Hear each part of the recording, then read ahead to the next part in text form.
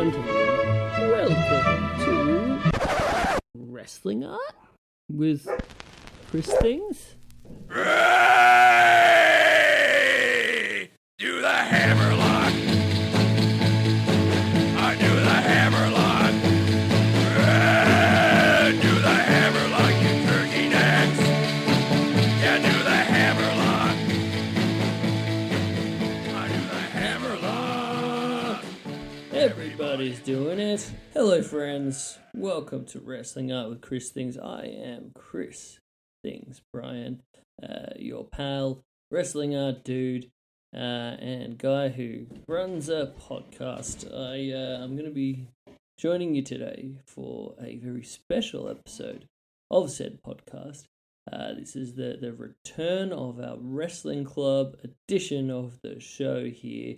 So Wrestling Club has been something that we've done 17 events of, most of which at my favourite bar in the whole wide world, the Scratch Bar, in lovely Milton, Brisbane, Queensland, Australia, where I go to the bar, I play a whole bunch of weird and wonderful wrestling, all sorts of my favourite different types of wrestling that I would like to share with everybody, and we make an evening of it. And so we got up to our 17th event the other week, and I was kind of going over the things, and as I said on the last podcast, I think in terms of as a monthly event, we'll probably run our course, but I'm still very eager to keep it going in the future as a special Sometimes Food, so we'll see how we go about that. But so that's what makes this a special podcast, because when we do those wrestling club nights, I try to make a podcast out of it.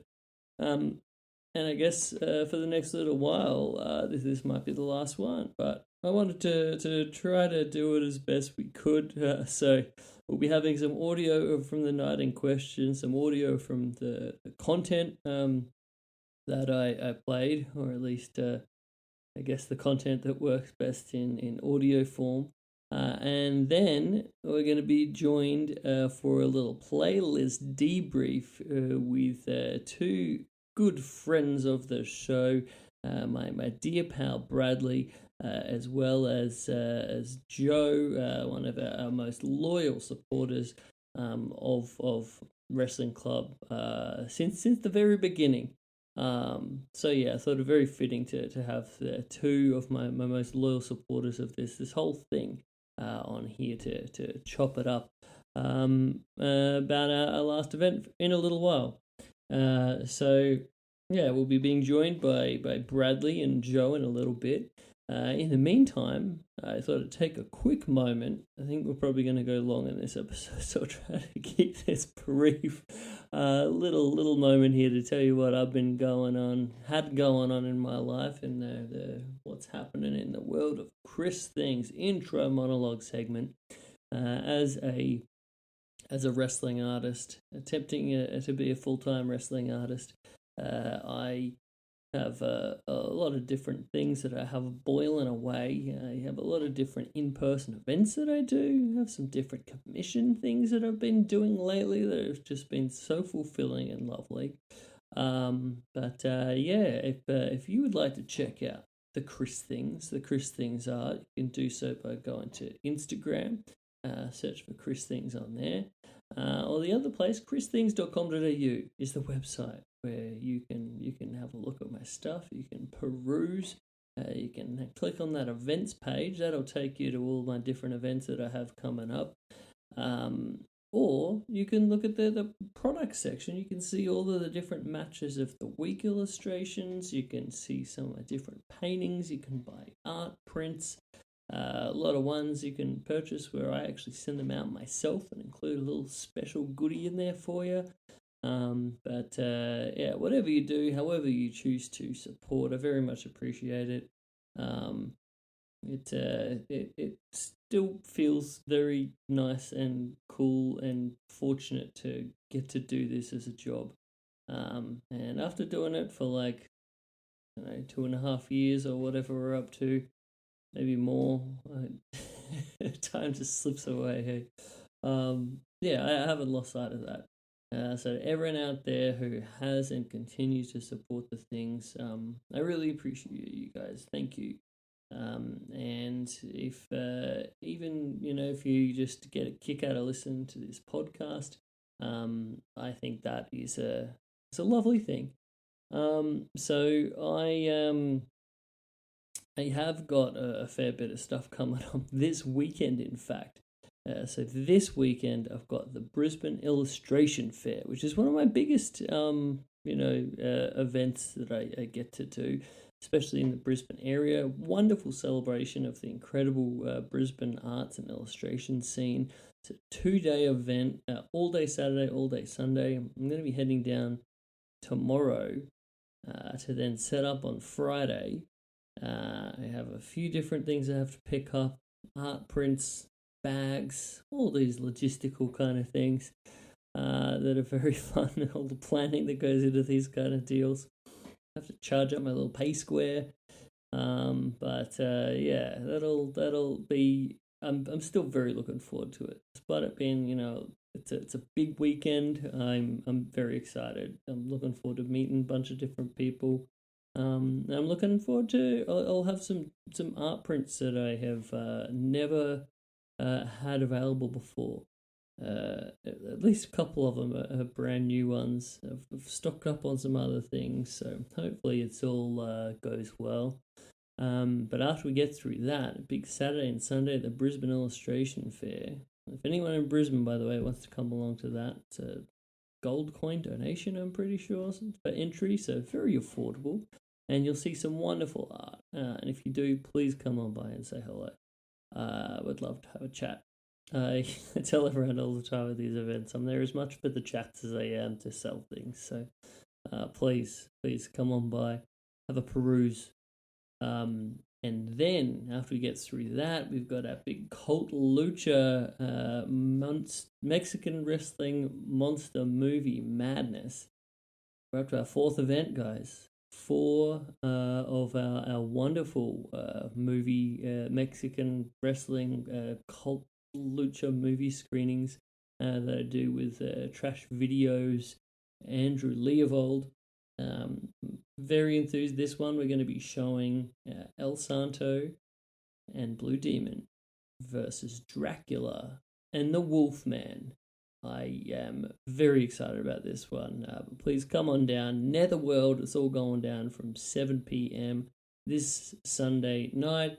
I'm going to have to put together some fun little bits and bobs maybe to play before the movie. But yeah, I'm very much excited to watch it with everybody. But I think that's about it for today's little intro thing here. If you would like any commission things to line up in the coming months, please don't hesitate to send me a little old message, either on the website or on the Instagram. Both work. I love bringing people's ideas to life, so if you have a commission gift idea or anything like that, please don't hesitate to reach out. But that's about that for that. I don't know what that was.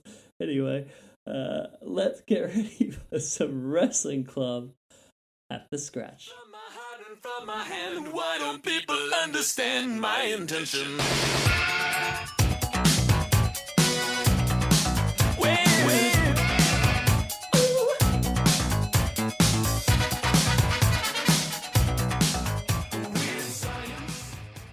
Ladies and gentlemen, Wrestling Club!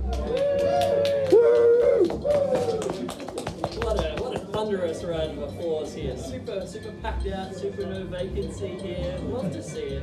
Hanging from the rafters tonight. Welcome everybody. I'm stoked to bring this thing back. This is our first Wrestling Club of 2026, and I'm really excited. I've missed doing this thing. This past week I've been putting together this playlist, and it's been so much fun. I think tonight we've got a good mix of all of the things. We've got a good amount of Japanese wrestling on hand, and a good amount of variety of Japanese wrestling. We've got some more contemporary stuff, and some of the stuff you'd probably expect from previous events, but I'm excited for tonight. I hope everyone enjoys it.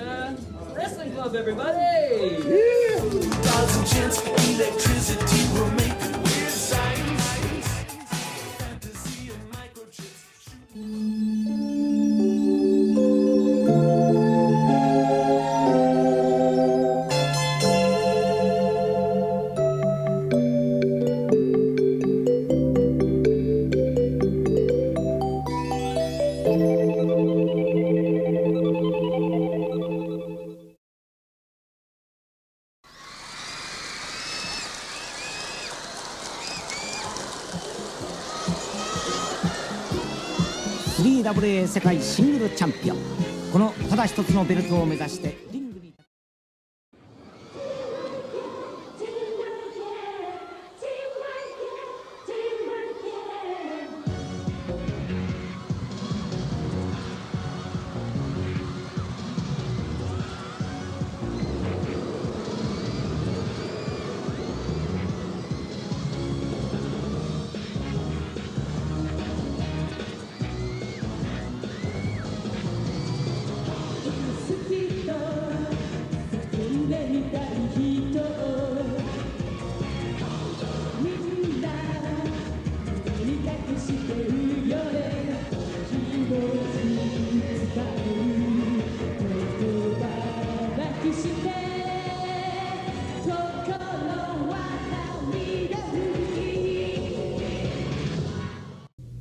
Welcome to Street Corner. We've had a few letters asking exactly who or what is Exotic Adrian Street. Well, if you don't know, let me introduce you.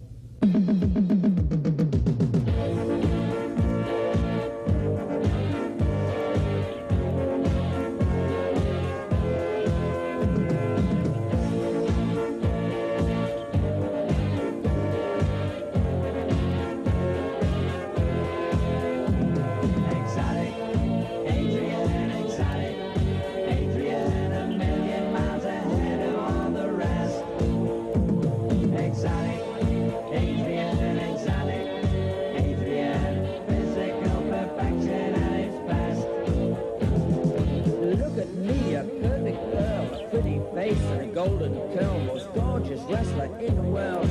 Grappling is my game. Watch me dance, hear me sing. Lord and lady of the ring. A butterfly with a horn and sting. I wanna hear my name. Exotic, Adrian, exotic. Adrian, a million miles ahead of all the rest. Exotic, Adrian, exotic. Adrian, physical perfection at its best. I'll crack your ribs, I'll pull your hair. I'll throw you here, I'll throw you there. You won't need a dentist chair. I'll knock your teeth straight out. I spend 7 days a week just admiring my physique, and people listen when I speak. I never have to shout. Exotic, Adrian, exotic. Adrian, a million miles ahead of all the rest. Exotic, Adrian, exotic. Adrian, physical perfection at its best. If you own a champion's belt, mix with me and watch it melt. You'll feel like you have never felt. You'll find out how to lose. In the ring, I'll be to you your master and your mistress too. You may not like the things I do, but how could you refuse? Exotic, Adrian, exotic. Adrian, a million miles ahead of all the rest. Exotic, Adrian, exotic. Adrian, physical perfection at its best. If anybody thinks it's up, soon they're gonna find a little taste of agony will help them change their mind. Exotic, Adrian, exotic. Adrian, a million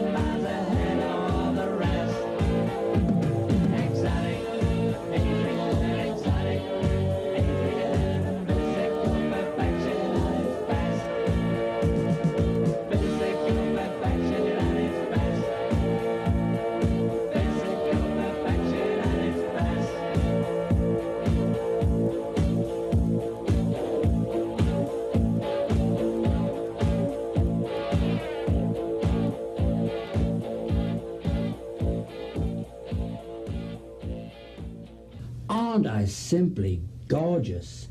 And the song Exotic Adrian is from my second album, Naughty But It's Nice. And the elbow drop from Valiant. There's your winner, the Boogeyman, Jimmy Valiant. And it was all Jimmy Valiant for the opening bell with a win over Thunderfoot number 2.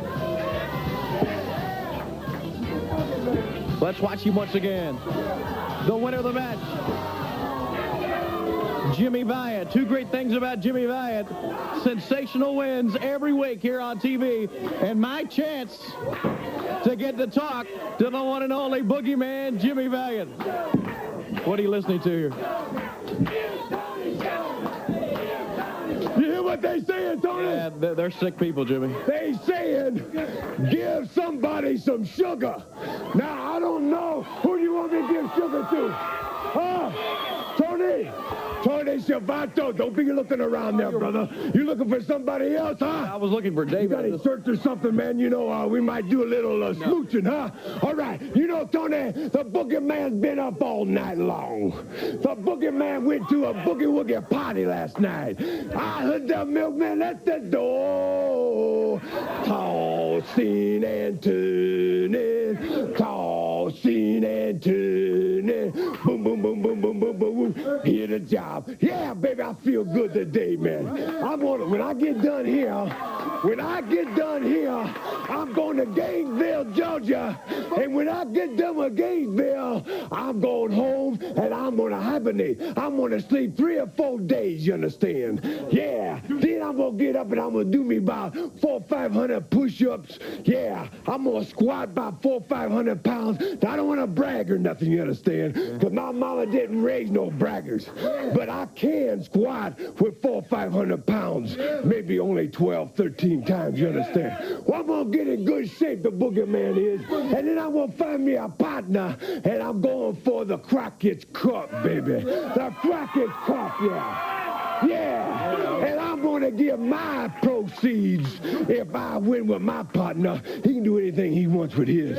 I'm going to give my proceeds to my peoples. I'm going to divide it to the shut-ins that the peoples out there. I'm going to divide it to the crippled children, the boys club, the YMCA, the UMCA, and the YWUMCA. You understand? All them letters I'm involved with, baby. I get to towns early and I go to see my peoples. All my little peoples, you understand? All right, you want me to kiss Tony now? We gotta go. We'll see you in just a minute. All right. All right, ladies and gentlemen, we are back for another episode of our little old wrestling art podcast, and this week we have a very special one to have on. Our wrestling club event took place a couple weeks ago now, but I always love doing a little debrief and chop it up over the playlist. This like I said, might be our last wrestling club for a little bit.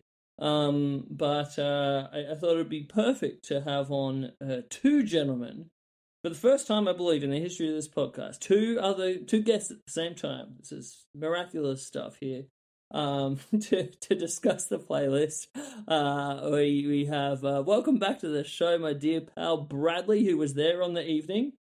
Hello. Great to have you, my friend. And then also we have our perennial perfect attendance wrestling club member, Joe, who I just think it wouldn't have been right if we didn't have you on the show to chop it up about this wrestling club. Even though you were interstate, we've sent you the links. You've done your homework. I'm very excited to see what you thought. Chris, Brad, thank you very much. I really appreciate being here, and what a treat it was to watch this playlist. Did it feel weird doing a wrestling club not at the scratch? Like, did you have a beer while you were watching this? I didn't, but I've got a beer now. So, Okay. but and it's not the same because I'm not 3 strong ales deep by the time I'm watching Stan Hansen bash somebody's head in. And I can't just nudge someone beside me and make comments. So, yes, definitely missed the community of wrestling club watching it. I wonder, did you were you maybe able to soak up the wrestling a bit more watching it in this way than like normally when there's obviously a lot of distractions and beer and socialization and everything going on? True, I could pause it when I went to the bathroom, which was handy. I didn't come back in the middle of a match or anything like that. But no, it was it was just not quite the same without that atmosphere at the scratch. But it was fantastic, a great selection. Oh, thank you. Brad, I hope it hasn't been too long since our wrestling club to where it got too foggy. I did send you over those links, so has everything kind of fallen into place again? Yeah, I asked for those links because, yes, it had been too long. There's no way I was going to remember everything. So I had a quick scrub through everything this afternoon and went, oh, yeah, that stuff. And I think there was probably stuff that I was out of the room for, getting a drink or going to the bathroom or getting my dinner or whatever it was. I'm like, that was pretty good. I wish I'd seen that on the night. But no, it had a good catch up. Lovely. I also sent through our links to another friend of the show, Richard. So I very much look forward to next time I have him on the show, seeing what he thinks. But I did thought I'd take a moment to also say I have those links uploaded to a drive. So if anyone else out there wants me to send them to you guys to participate as well, swing me just let me know of your interest and I'll send it to you as well. But to start our official, this was Wrestling Club 17 at the Scratch, took place a couple weeks ago. So we'll see how foggy I am. It might have been a hot minute. But I definitely have very fond memories of this night. I thought overall it was just like a really fun night. I thought we had a great little turnout for this wrestling club. And I just had so much fun from start to finish. Yeah, it was a good night. It's a shame you weren't there, Joe, because it's like it sort of felt like when Chris announced that this was probably the last one for a while. It was a bit sad, but there was a few people there that had been regulars, and like you being sort of the number one regular not being there, it was like, oh, that would have been nice. But tonight I've got my wrestling club T-shirt on and a black armband and a sort of ready to talk about that last one and have a bit of a commiseration about the lack of it going forward. Well, I'm joining you in using my wrestling club coaster that my beer is resting on. Nice. Lovely. Yeah. It was funny when I did like the little, speech thing at the end, which I guess will play in the next segment of this podcast here. I wasn't really, thinking that it was like this big, grandiose kind of like, and this is it, it's dead kind of thing. More just like I said on the other podcast, kind of just sensing that I feel like doing it like every single month is a lot. And I thought it might be, better if we can just keep it as like I was saying, a special sometimes food. So, when we do bring it back, every now and then, it can be like a, special little thing. So we'll see how we go. But, I appreciate you guys being here to pour one out for Wrestling Club as a monthly event thing. Pleasure to be here. So the night that was after we kicked into it, I started it with a All Japan Women's VHS intro that I thought really set the mood. I love these things. Just there's something about that kind of 80s physical media and like any like of those VHS intros were always just so cool, that like retro futuristic kind of vibe. So that started us off. I then had a great little 1985 commercial featuring Dump Matsumoto eating takoyaki ramen, which looked really tasty and involved a car crashing into something. Large truck going through a small stand, and then Dump just being very menacing, eating her takoyaki, and I guess that would make me want to buy it. Full gear as well. I think we need to acknowledge she was in the full wrestling gear and looking very menacing, but also appreciating takoyaki ramen. So that Mhm. kicked us off, and I hoped got us in the mood for a little Joshi wrestling, a little All Japan Women's Dump Matsumoto action, perhaps. So I rewatched the VHS intro today, which is is it the two ladies from the face team in the Joshi match? Is it Lioness I believe Asuka? so. Yeah. See, the I sort of Crush thought Gals. maybe, yeah, and so it was them singing a song, and which had it felt like infinite verses because they kept getting to like the big peak of the chorus, and I'm like, oh, okay, and then we're all gonna cheer, and no, there's just another verse after it, and so I sort of thought maybe that like you'd put that at the start of the night to position them as the heel team for me. So I'm just like, I really like, especially because like we get you got the commercial with Dump, but then the entrances with Dump Matsumoto and Crane Yu, is that it? It is. So I'm looking at yours indeed. here. Good job. And- The villainous duo. And they came out in their leather daddy gear looking cool as hell. I'm just like, well, these guys are obviously the faces. Look how fucking cool they are. And these other ladies just won't stop singing. So I'm looking forward to Dump just destroying one of them. How wrong you went, Bradley. Oh my gosh. But I mean, that's how things change from the 80s till today, I guess. So yeah, we had our All Japan dance number opening of the February 15th, 1986 edition of All Japan Women's. And then we had this classic Crush Gals versus Villainous Duo tag title bout from, I believe it was April 2nd, 1985. And yeah, man, I thought this just captures so much of that sort of like 80s All Japan women goodness. And that's kind of like the idol culture, and like it's kind of cool to see the Crush Gals in their element singing, even if it is with the infinite infinite verses. Hey Japan is also the name of the song. Hey Japan. Can I ask if either of you guys caught the intro to the song, which really tickled me and was basically the entire reason that I included it? I must The have intro. What about the intro?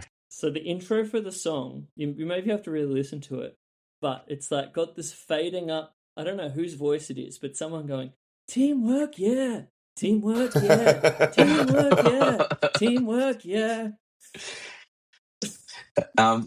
The other thing I'd say though, Brad, you said they're saying infinite verses. I'm not sure they're singing anything, to be really frank with you. Yeah. I think they're miming infinite verses. But yes, and in the baggiest suits I've ever seen.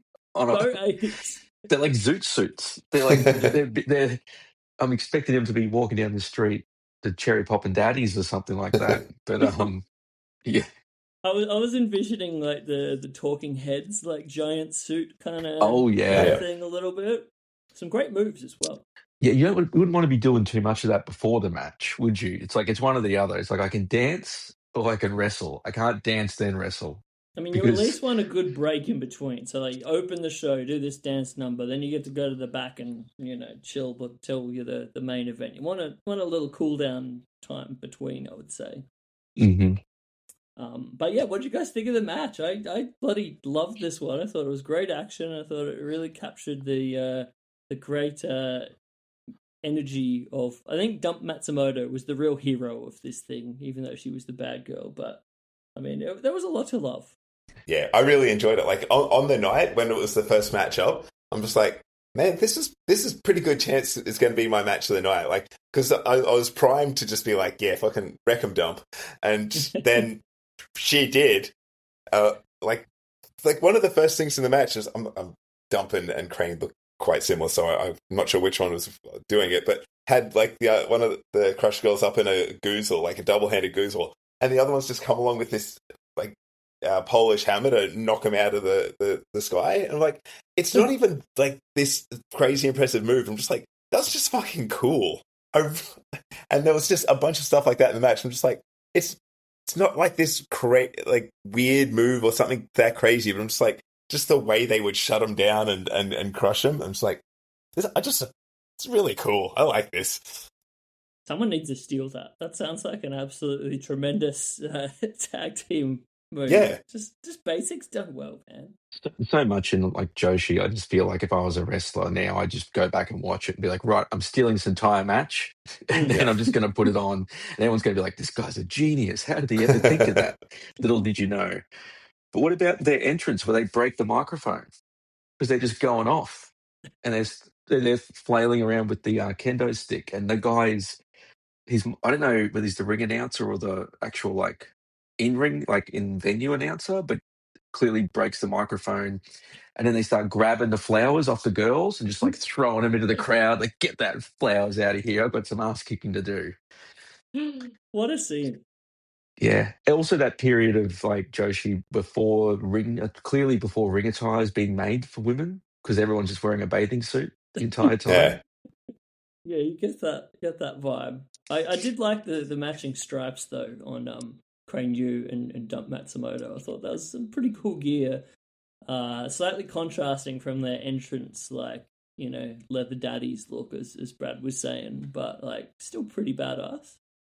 And there's some shenanigans at the start with the referee. I'm not quite sure what's going on, but the Dump and Co are not really happy with the referee they're getting, and so they change referee at the start.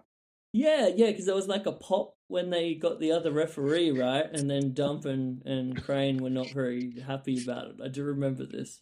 He doesn't have he's not red shoes, he's red pants. He's got red pants. And then the other ref has got sort of like it's not a Noki, obviously, but he looks a little bit more like a Noki or something. Like he's got like the slicked back, gelled up hair, and he gets on the mic and says a bit of stuff, and I don't know what's going on, but clearly there's shenanigans afoot.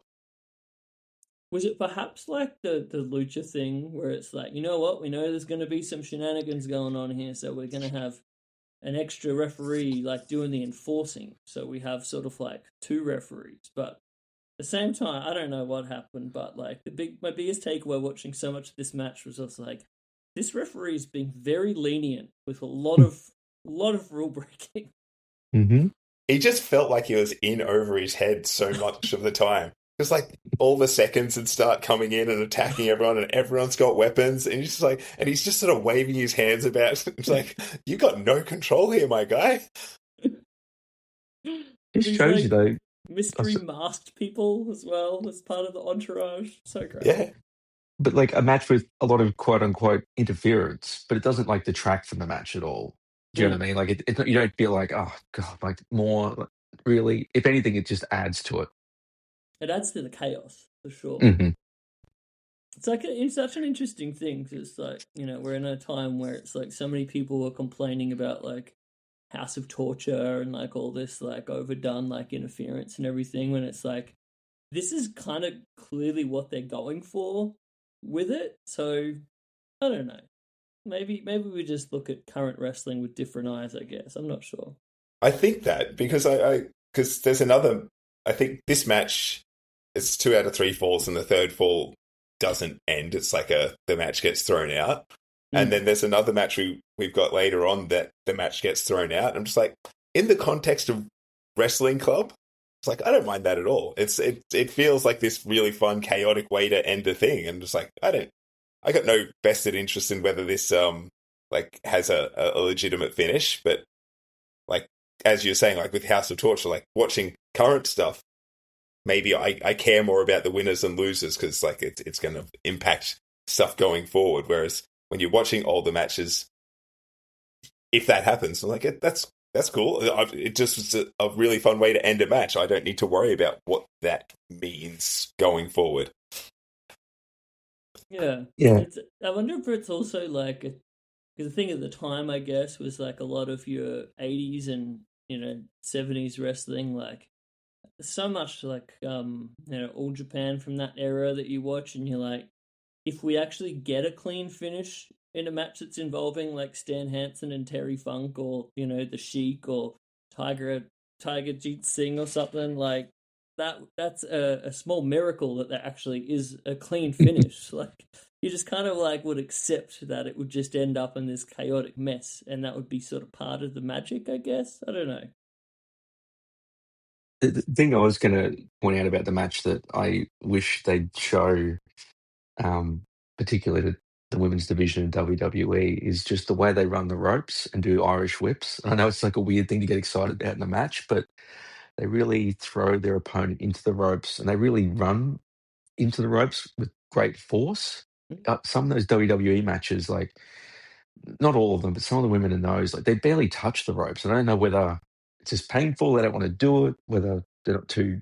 I have no idea what's going on, but it just the way the movement that they get when they're doing such a simple move in this is just really enjoyable.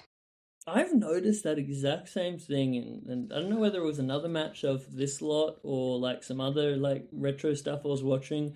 Just the amount of commitment in Irish whips feels really different. Like them kind of like pushing the whole sort of like body frame back to then whip them off or get like the rebound kind of thing. It's just like, man, are people just taking the Irish whip for so for granted that they're not even like really trying to generate that momentum anymore?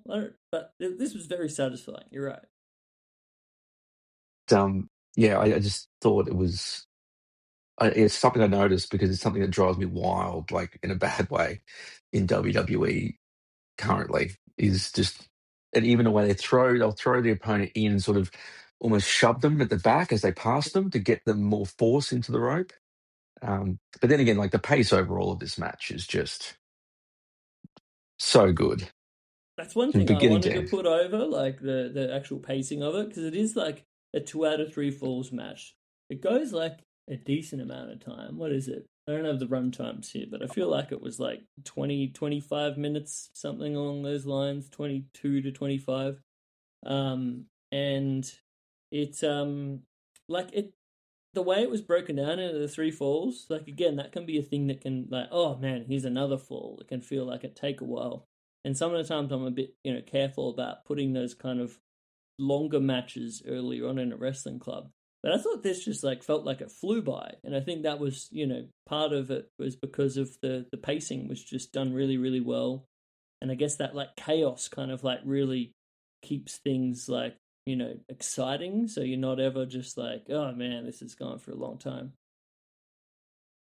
Not at all. And the only other thing I wanted to mention was just the crowd, red hot the whole time, and you can So tell hot. just the proportion of women in the crowd. It's Mm. women screaming and having a great time, and it's just very. It's a shame we sort of lost a lot of that Yeah. currently, but It's like just lucky if clearly, like one or two of them might have dragged their boyfriend along, but like for the yeah, lion's share of it, and like those screams, like for the when the crush gals are selling or whatever, like or when like Dump will do something really particularly heinous to one of them, like those reactions, there's just like nothing like it today. It's incredible to see. no, it's like I don't know, like a pop concert combined with a wrestling crowd almost, like just fully buying in the whole thing. So it's amazing. Mm. Really makes me want to like watch more of this like 80s era of all Japan, because I think like the 90s era was probably more my wheelhouse, like your Aja Kong, Bull Nakano, Manami Toyota, but like there's something just so much fun about the 80s stuff. 100%.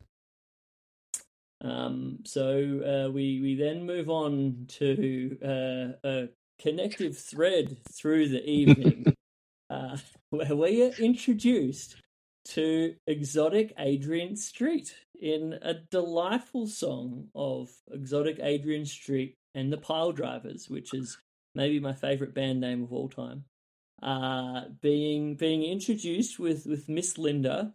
We had this great little intro with Adrian and Linda, who are just explaining to us exactly what Adrian is, and hopefully this song will help explain that. I think I definitely have to include that in our podcast today, so please enjoy that one. But oh man, this is just I hope that I spread my love for Adrian Street through this evening effectively. It was a good underlying thread. As I was skimming through it again today, I'm like, oh yeah, all the Adrian Street bits, that's good. But then it was the Jimmy Valiant bits coming up that was threading along with it, and I'm like, what? And I'd forgotten entirely that there was a Jimmy Valiant Adrian Street match coming up. Spoilers.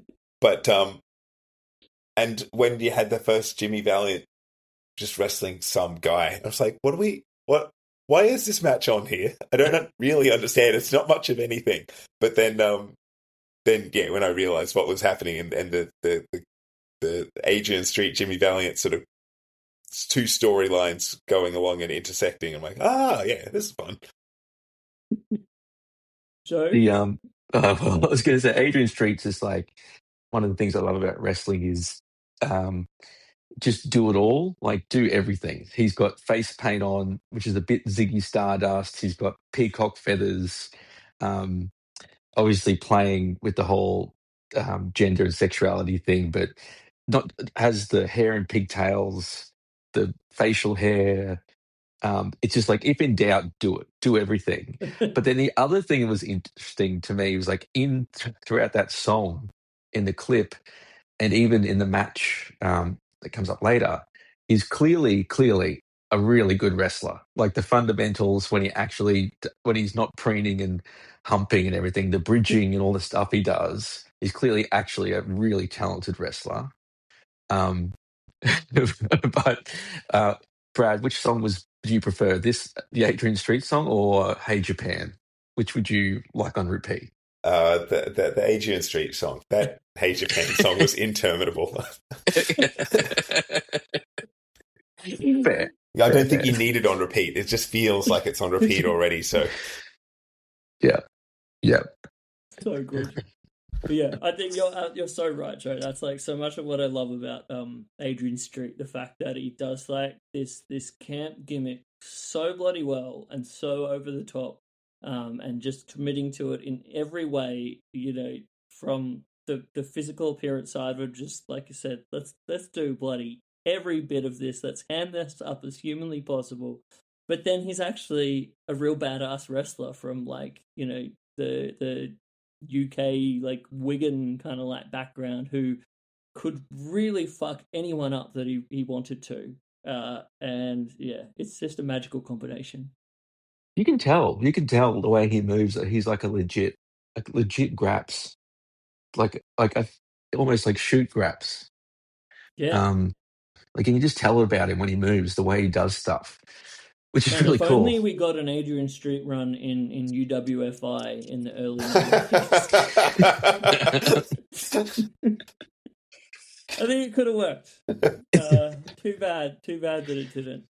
But yeah, I was saying on the night, I think the incredible photo that everyone might be familiar with of him and his dad back in the UK, and his dad's still working in the coal mines, and it's just the dad and his friends just like looking at this just everything wonderful about exotic Adrian Street, returning to visit his dad and his mates at the coal mines, dressed to the nines. I've just looked it up. That's incredible. I really believe that it must be the origin story for Zoolander. I can't think there's anything else, any other explanation. God damn it, Derek! I'm a coal miner, not a professional movie actor. That's oh my god. Sorry. I was bringing up the photo as you guys were speaking earlier because I'm like, oh yeah, I want to see that photo again. It's a great photo, but it sort of also makes that wrestling club have sort of two references to not memes, but like wrestling legend, wrestling folklore with like this photo. So we got the Adrian Street of it all tying into this photo, which is just sort of like this legendary photo. Not legendary, but like I think a well-known photo just because of that contrast in it. And then we've got the in our Vader match later, sort of what happens in that being very much part of like that wrestling legend as well. I'm just like, oh, it's nice to sort of see some of the origins of these things that I'd heard of in forums and just heard tell of back in the day. But now I'm like, oh yeah, this is the guy. This is the flamboyant guy that the photo was of, and this is the match about Vader. So.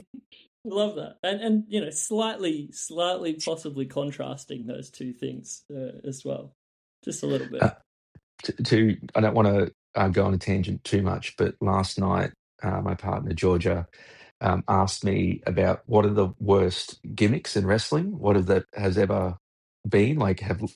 And so I confirmed I introduced Georgia to the Gobbledygooker um, and the Shockmaster. Oh, fantastic.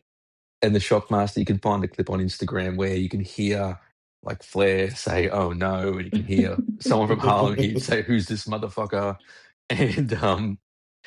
And just the way I had seen it, but I don't think I'd ever seen the full promo, but precedes it.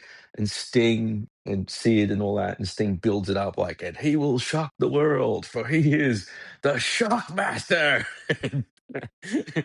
Crashes through the wall. So yes, One spreading of that those around. magical moments in wrestling where you're just like, how did this end up on television? And probably the quickest run of someone that was like one and done in like what 10 seconds. Their whole career was just like, all right, this is over.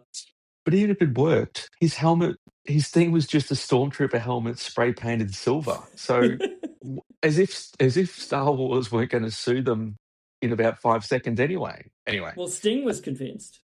Sting was he was convincing. I don't know if he was convinced, but he convinced me. Good job, Stinger. All right, we now make it to a match that I think everyone was quite fond of on the evening, myself included. Speedball Mike Bailey versus Big Van Walter, otherwise known as Gunther these days. This was a match from a UK indie during the kind of that hot period of UK indie wrestling. One of my favorites, Riptide Wrestling. Out of Brighton.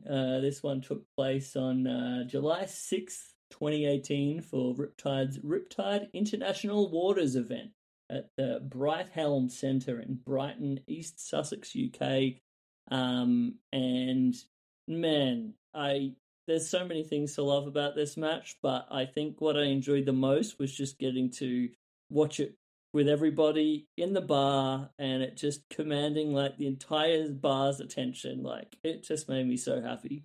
It is such a cool match. Like we talked about it on the night, but the presentation of Riptide and so in this match it's just so cool because they're in what is, you know, no different from any other small hall or, you know, not particularly impressive venue at all. But they've just got like these spotlights on the ring and it's dark on everyone else and like really intense spotlights as well. So it's just got this vibe that like no other wrestling does. And I don't know if they have a smoke machine or something, but it really felt atmospheric with the light cutting through and kind of like the contrast that you got of it. It's just like a visual presentation of wrestling. And I've watched a fair bit of wrestling that I've never seen before. Magical.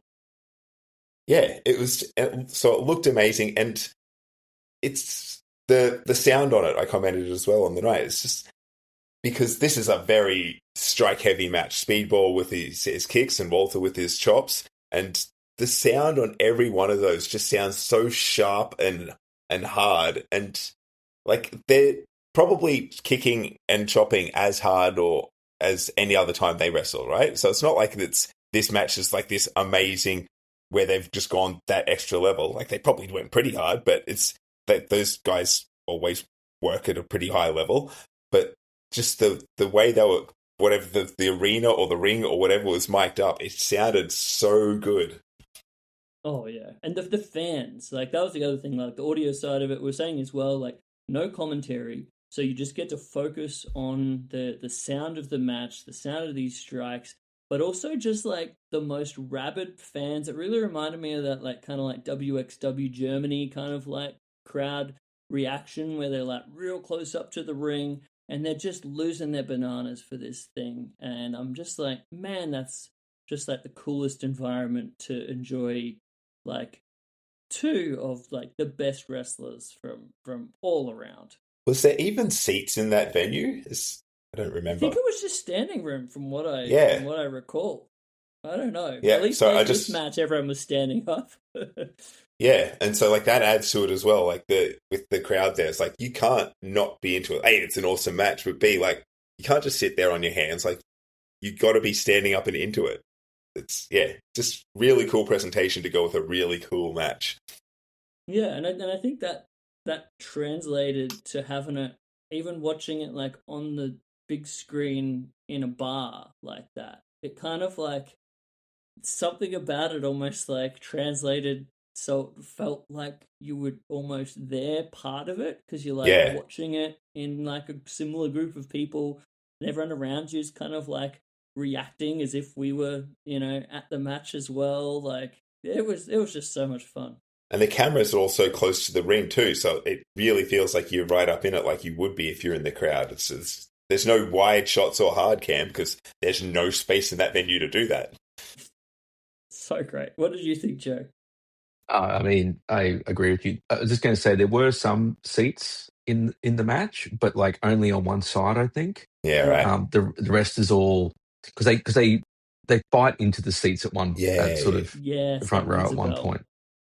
But if you not to spoil a future episode of the podcast, but you did this for Match of the Week. I did, and you made a comment in there about how there were so many like visually striking shots in it, and I saw that before I watched the match, and totally agree with what both of you said. The editing and the cameras, they've obviously got quite a few cameras just being held at different angles, and I think the edit of this really just added so much to it, and those spotlights create this really dramatic lighting, and it helps that they're both just visually striking as well. It was an incredible match. I really, really loved it. And I think, like, I want to say, I don't know whether I like heard this for a fact or just assumed it from watching it, but it really feels like the people filming this match and who are in charge of like sort of the, I guess like cinematography element of it, for lack of a better word, like it feels like they're at least like film students or something, because it just has like so much more of like a artly take, kind of like presentation of it, that, man, I'm sad it doesn't exist anymore, but I mean there is a bunch of great Riptide matches available out there to check out. Our pal Jonah Rock, or what's his name now, Brad? Bronson Reed. Yeah, he wrestled there a bit. I'm pretty sure Davis did as well. Yeah, I'm just looking it up now, looking him up on Cage Match to see the highest rated matches, and the Bailey Walter one's up the top there, but then there's a Fletcher and Davis versus Timothy Thatcher and Walter match. I'm like, fuck, that's probably really good. Ooh, I really want to watch that. Yeah. Yeah, very, very good memories of Riptide. But yeah, I was very happy to be able to share that with everyone at Wrestling Club, and I kind of felt like it was, kind of a bit of a fitting thing for us to be able to watch together. But after that, we jump back into some classic 1980s NWA wrestling. This is that beautiful era of NWA studio wrestling, the Crockett territory. We've got Tony Schiavone there on commentary, and I think this is the one we're talking about. We got a bit of the intro to the show, and just a great, but also not the most exciting stuff going on, squash match of the Boogie Woogie Man, Jimmy Valiant. I mean, I shouldn't say that, not the most stuff going on, because the main thing I included here, just an incredible entrance, just ridiculous charisma out the wazoo. He, like, just gets the most out of everything. The match doesn't go for very long, and then we get an absolutely wonderful promo after it of him mainly just talking about how much he was going to kiss Tony Schiavone. And it just warmed my heart so much. Did anyone else detect, like, because I watch a fair bit of AEW, I feel like Schiavone has like more of a southern twang at the start. Is that just me? Maybe just a lot of time in the South with this promotion? I mean, I think so. I guess he, like, that was where he kind of grew up, like in the South. I think he was always from that area, like Carolinas. I can't remember exactly, but Yeah, he was a bit of a southern boy, and what a great look with this, classic moustache, and I was just like, man, this is prime era Tony Schiavone here. Boogie Woogie Man sort of looking a little bit like Kawada with his black tights and yellow boots as well. I think that might be the first time I've ever heard of a comparison between the Boogie Woogie Man and Toshiaki Kawada, but I'm here for Imagine if he wrestled like him. Wouldn't that be fun? it. Or if Kawada did the antics of the Boogie Woogie Man. Maybe that's what it should be. I mean, before his singles run, Kawada was part of a notable tag team with Samson Fuyuki, known as Footloose. So Oh. that might have some semblance of a connection. I don't know.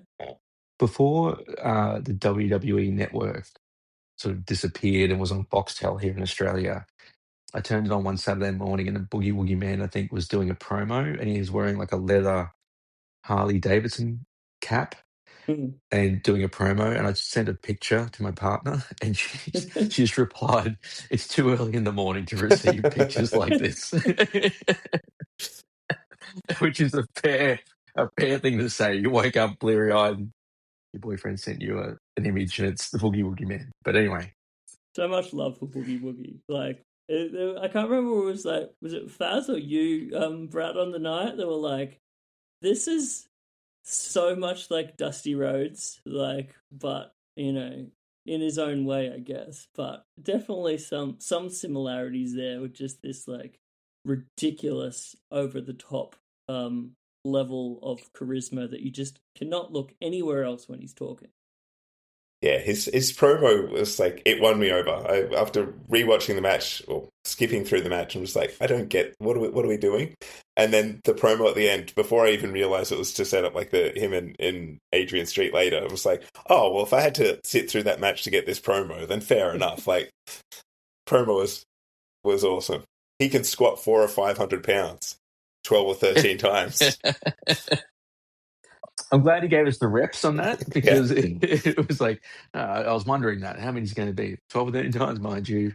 There was so much nonsense in this promo that I was just like, where are we going here? And then by the end, I still wasn't sure, but I was happy I was there for the journey. I don't think he was sure, Chris, but that's that's the point. Is that not the magic of 80s wrestling that we just don't have anymore? Like, just promos where someone's like, I don't know what I'm going to say, but I'm going to work it out. And it's just the absolute magic. It is. It's the lows are lower than now, but the highs are way higher. And it's the walking that tightrope that makes it so exciting to see. We then get a commercial of Jimmy, the Boogie Woogie Man from 1980, selling, I cannot remember what it was. Was it alcohol? Was it beer? Furniture. What was it, guys? Furniture. I think it was furniture. Wearing a silk kiss jacket and big glasses. Oh, made me very happy. It's like, I'm going to take advantage of this this furniture sale. If I lived in this town in 1980, Boogie Woogie Man, you've sold me on a couch. We then go to Adrian Street with an interview from May 19th, 1984. I believe this was for Georgia Championship Wrestling. Was this the one that we had where we get our first interaction between Boogie Woogie and Adrian Street and Miss Linda? Yes, it is. Just scrubbing through it now to remind myself. And yes, it is. That barbarian, he came over here with another 80s thing, the red red bow ties and red cummerbunds were very 80s with the ruffles. Were very of the time. Whenever I see that look, I always think of Dumb and Dumber. Yes. It's the classic aesthetic there. But yeah, I don't know why Adrian Street was dressed to the nines like he was there, but either way, I just adored everything about this. Like the dynamic here. I mean, I don't know whether it's just watching it with today's eyes, but when I watch this, I'm like, I kind of think Adrian Street is the babyface here, and Boogie Woogie Man is just this barbarian oaf man who was just like, man, that's rude. Come on, man, have some respect. But then Adrian Street slapped him with a glove full of rocks. So, you know. Which I thought was genius. Like, the great part is, like, you have the bit where you're just like, did he just knock him out from hitting him with a glove? And they're like, oh, hang on a moment. All right, I respect that. Except And then, sorry, go on. I was going to say his, what's her name? What's his Miss Linda. guy's name? Miss Linda then puts makeup on him to emasculate his victims afterwards. So she was playing all like she was interested, but she was street gal the whole time. I feel like, knowing a little bit of Boogie Woogie Man that I do, I don't think that is how you... I don't think it's capable... You can embarrass the man by putting makeup on his face. That might just be my assumptions here, but I don't think that really did the most damage there. I don't think his ego was too bruised. He was wearing purple tights with love hearts on them, so correct.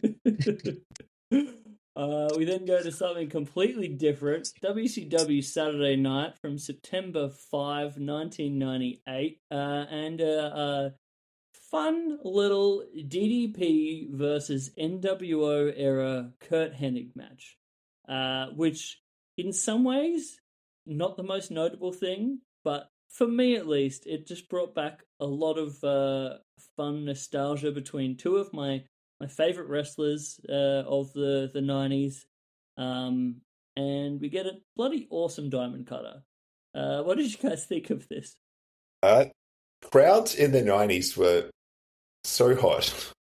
Like, I wasn't watching wrestling in the 90s, so I don't have any particular nostalgia for it. And so whenever I go back and watch it, just like everyone is so crazy into it, both in WWE and in WCW.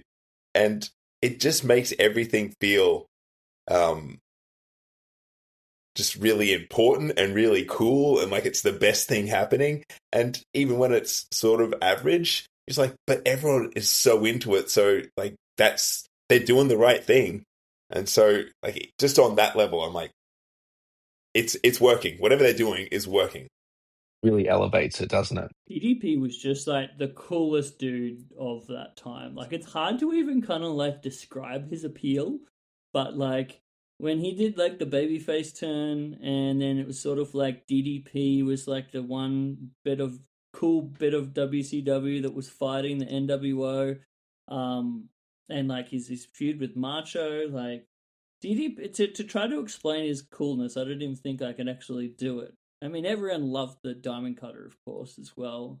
Everyone loved doing like the diamond cutter, like hand gesture, like that's it. Maybe that's it. People love doing a hand gesture. Like everyone who's been massively over in the last 40 years has had a hand gesture. I'm exaggerating, but like I think honestly that's a big part of it. You love to be able to throw your hands up and do a diamond cutter gesture, or do a too sweet, or do a DX chop, or do a yeet, or whatever the kids are into these days. But Wolfpack hands. Yeah. Double middle fingers. Don't hold. It's like if you've got something, the yes chant. It's just like if you've got something for the crowd to do with their hands, they're going to be into you. It's either that or give everyone 2 cups of coffee. I think this was another match where we just got like some lame DQ finish when like the NWO, or was it Vincent who came out? But at least we got to see him take a cool diamond cutter, so I thought that was okay. But I thought that the actual work in this was pretty fun. Like, it's always great to see Kurt Hennig selling, and I feel like DDP was like way more explosive and fun to watch in the ring than he kind of gets credit for these days. Yeah, I same comments as Brad, like, which is like just how over DDP is with the entire crowd. Like, just everyone goes nuts as soon as he hits that cutter. And I actually forget that Kurt was even in the NWO. I know the entirety of the WCW was in the NWO by the end, but like, so it's really short of the list who wasn't in it. But I sort of mentally just don't picture him being in it, and I forget You more when of the a music West Texas Rednecks fan, Joe? I'm just a Mr. Perfect fan. I just him in the blue tights is my. Do you know what I mean? That's Classic. my dictionary definition image of him in my head. Mm. Yeah, I can respect that because I feel like definitely the high point of Mr. Perfect is those early '90s years. His AWA work's actually incredible as well, and worth checking out. Him as a great babyface. But yeah, I think he had his fun moments in WCW for sure. Even though they might not have necessarily been as great as those matches against like Brett or a variety of other people during the WWF run. But then we get back But just to... one sec. Just to prove a point before we move on to the next match. Can you guys both throw your hands up into the diamond cutter gesture? Doesn't that feel cool? Done. I'm doing it right now. I'm like, yeah, okay. I want to cheer DDP. Yeah. Also, turn it down upside down, and we have one of the greatest lines from Ready to Rumble: "Diamond cutter upside down as a pussy," which always made me very happy. Then we go back to the exotic one, and my official favorite music video of the night. We get exotic Adrian Street and the Pile Drivers with "Imagine What I Could Do to You." And honestly, straight up, as just a fan of music, this rocks. I love this song. I think the music video was great. Just all the compliments here. This is just fantastic. Couldn't agree more. And we see one of the things too, which I was going to mention in the match, is the way, and it's Adrian does like the boot check. He doesn't just like raise his heel for like the ref to check his boots. He leans right back and like kicks his leg up like a can dancer almost, and then kicks the other one up. And it's just like, again, just like that full commitment to character. Nothing he does is done in a way which his character wouldn't do. It's like, what can the way I walk, the way I talk, the way the ref checks my boots, everything is just the most flamboyant and ridiculous thing possible.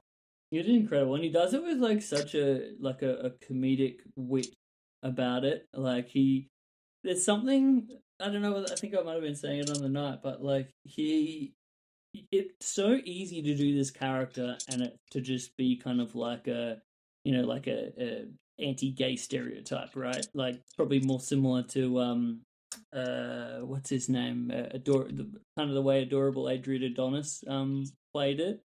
Even though I think Adonis is like an absolutely incredible wrestler, but I don't think anyone really thought that much of that run of his career. But the way that Adrian Street did it had that kind of like wink wink nudge nudge kind of like element about it that I just thought was just fantastic. Definitely. Any thoughts on this music video, Brad? I was just reminding myself of it a bit just now. Pretty catchy song. It's like a cross between Our House and then Frankenfurter from Rocky Horror. Sort of. Yes. It's very strong Frankenfurter vibes in the character.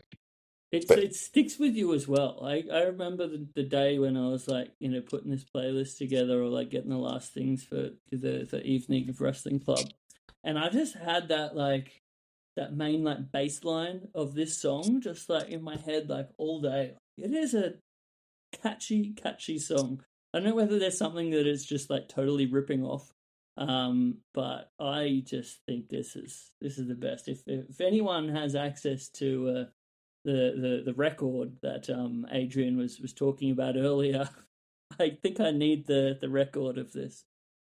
We then get the match, guys. We finally made it to the match. And I'm pretty sure do you have your fingers in inverted commas when you say match? I'm just mainly saying entrance, right? it's an entrance and about 5 to 10 minutes of shtick, and then I think a couple of minutes of wrestling. Not entertaining. Like I'm not. That's not to say it's not good. It's like not a match for a big part of it, but they're definitely doing their bits. This is the kind of match where I'm like, I wish Mitch was there for this evening, who I feel like it's his catchphrase of wrestling is the least important part of wrestling, which I vehemently disagree with, but I feel like in saying that, he would adore this. Yeah. It's like, yes, just keep doing all of your stuff and don't ever lock up. That's when it gets boring for Mitch. I almost felt like it when they took it as a challenge to be like, how can we drag this out as much as humanly possible before the crowd is like, right, this is too much. I think another interesting thing of this match, so this actually, at least as far as the YouTube video that I got this from, so a lot of their feud and the stuff I showed earlier was like from kind of like 1984, mid-80s kind of era. This match is kind of like a more modern revisiting of it. This takes place, I believe, in 1990 for TWA. And I guess the biggest shocking thing is Boogie Woogie no longer has the big beautiful beard, which is a bit of a shocking disappearance, but an awesome moustache, I must say. And yeah, I don't know what the reasons were, but I just adored everything about how, like, the entrances, the ridiculous shtick, and there actually was a few minutes there at least of some really cool wrestling, at least from Adrian Street's part. Yeah, like he eventually does sort of tie him up, and he's like, "Oh yeah, right, street wrestles, got it." It is wild that this is 1990. I didn't know that. And it's just like thinking of other things occurring in 1990 is just like, it's just kind of crazy to me. Like at one point, I don't know if it's the start of the match or some other, Adrian Street literally starts skipping in a circle, like just around the ring. That's his taunt to Boogie Woogie Man. And it works.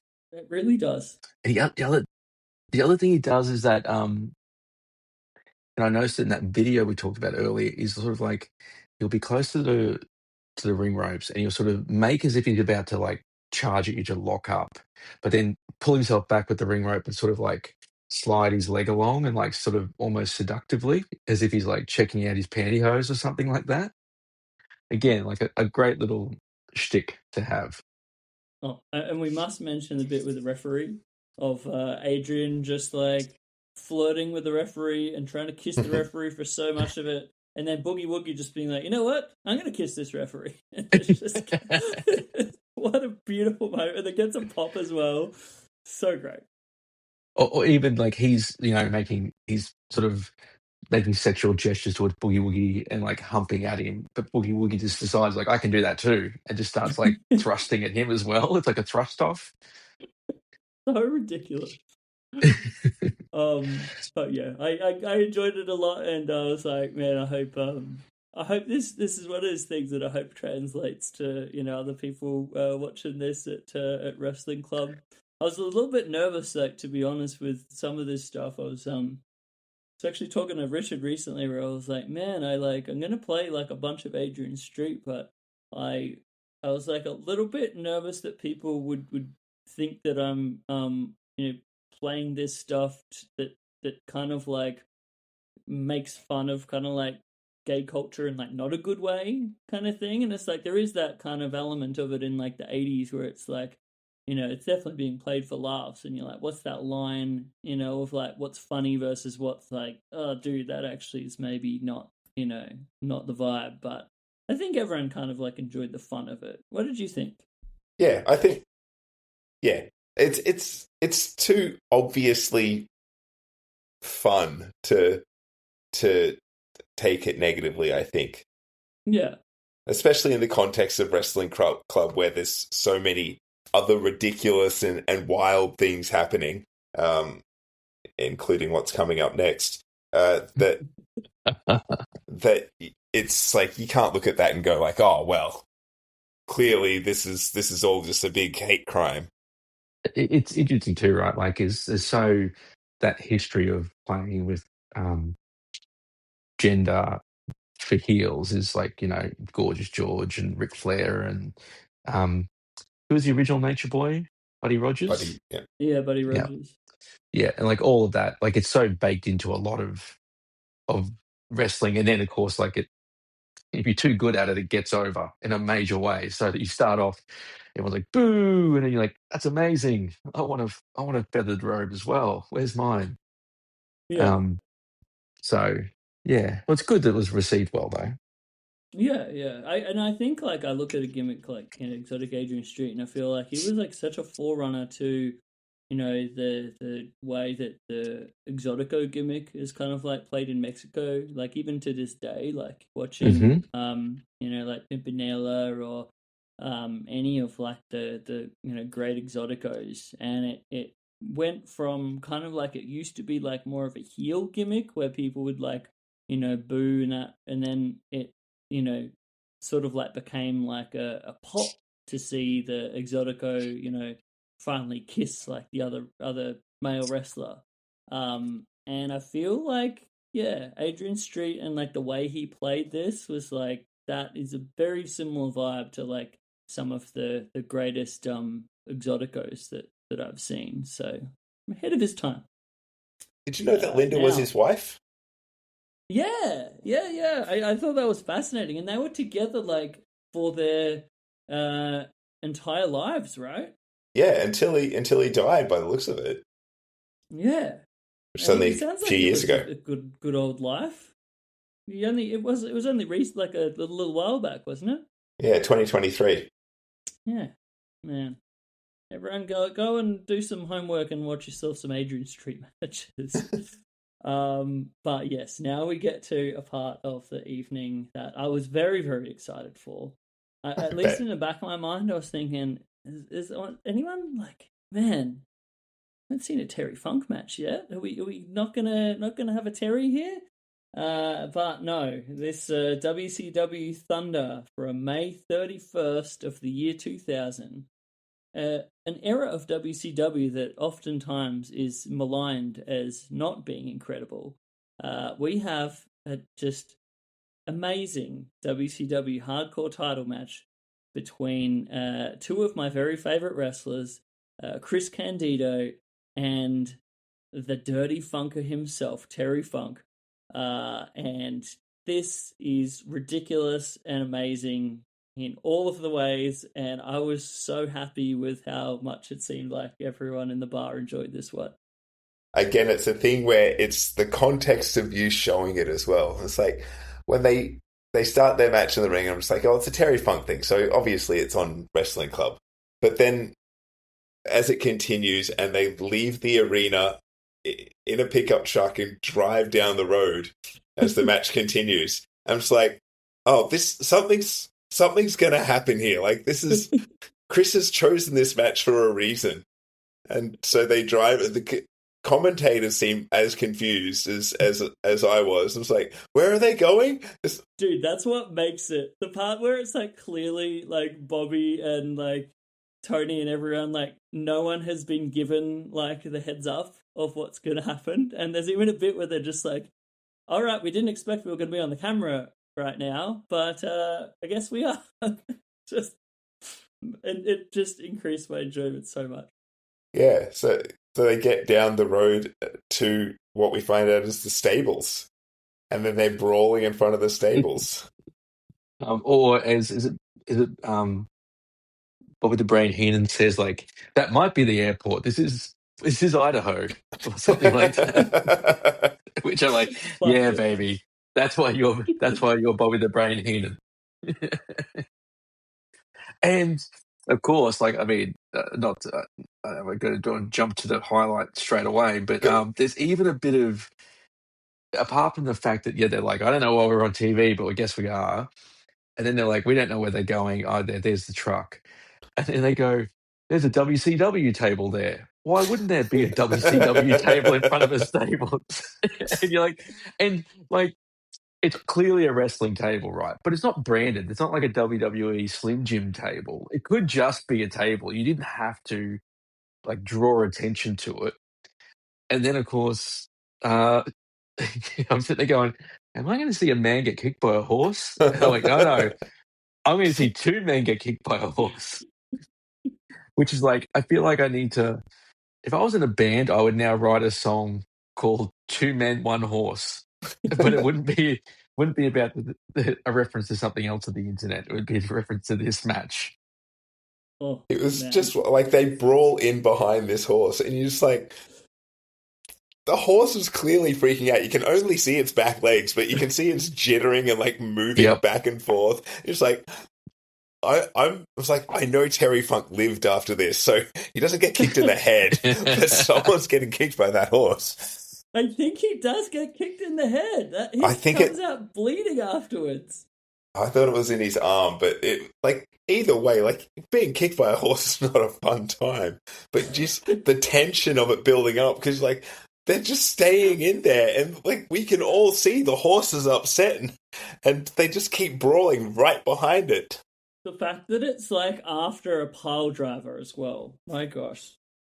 But what if it had kicked him in the head? Like, it legit, these guys, one of them could have had lost an eye, like been in a coma or something. That easily could have happened. Horses kill people. Yeah. Yeah. This was insane. And the fact that, like, it just shows the era of wrestling that, no, that wasn't the end. He got kicked by this horse, and then we had a match to finish. But, yeah, man, just this was madness in the greatest way possible. And I feel like, yeah, the commentators kind of, like, joking around about it at certain points just made me love it even more. And then the actual finish of the match was shockingly well done, with, like, him having him tied up in the rope, and then, like, he's trying to, like, climb away, and he just yanks him down and he goes through the table. I just thought that was so great. I think Brad will appreciate this. When I was watching it, all I could think of was, I wish that at Revolution this year that they had described MJF as wearing Chris Candido's tights instead of wearing Terry Funk's tights. I think that would have been, and Tony Schiavone was there. Like, he should have done that. It would have been very, very funny to me, and also very strange, because I would have otherwise gone, "What are you talking about?" But yes. Oh, but what about also? Don't forget that Terry hits the referee with the trash can, and then has to dump water on him. Is it or whatever? Or is he wake him up like, oh no, like someone needs to count this match out? It's just that great wrestling logic of like, I can't just beat this man to death and like leave him here. I need to wake up the referee to win this match, otherwise it's all for naught. And it was like, was that like a Three Stooges bit? Like, I swear that's like a classic slapstick kind of like number where it's like, oh, better wake up the guy by throwing water on him. That'll do the job. And then it's like that, boom. Whoa, what's going on here? More people need to do that when there's like a ref double down. We need just like buckets of water ready to go. Good call. Good call. And that's actually like a thing you could have, because it's a bit like a wrestling match, right? They have spit buckets. You could tip the spit bucket on the referee and wake him up. No. Please no. Sorry. I was too much into Vince Russo. I got too much in the headspace there. Or the Godwins, maybe. The slot bucket thing. Oh boy.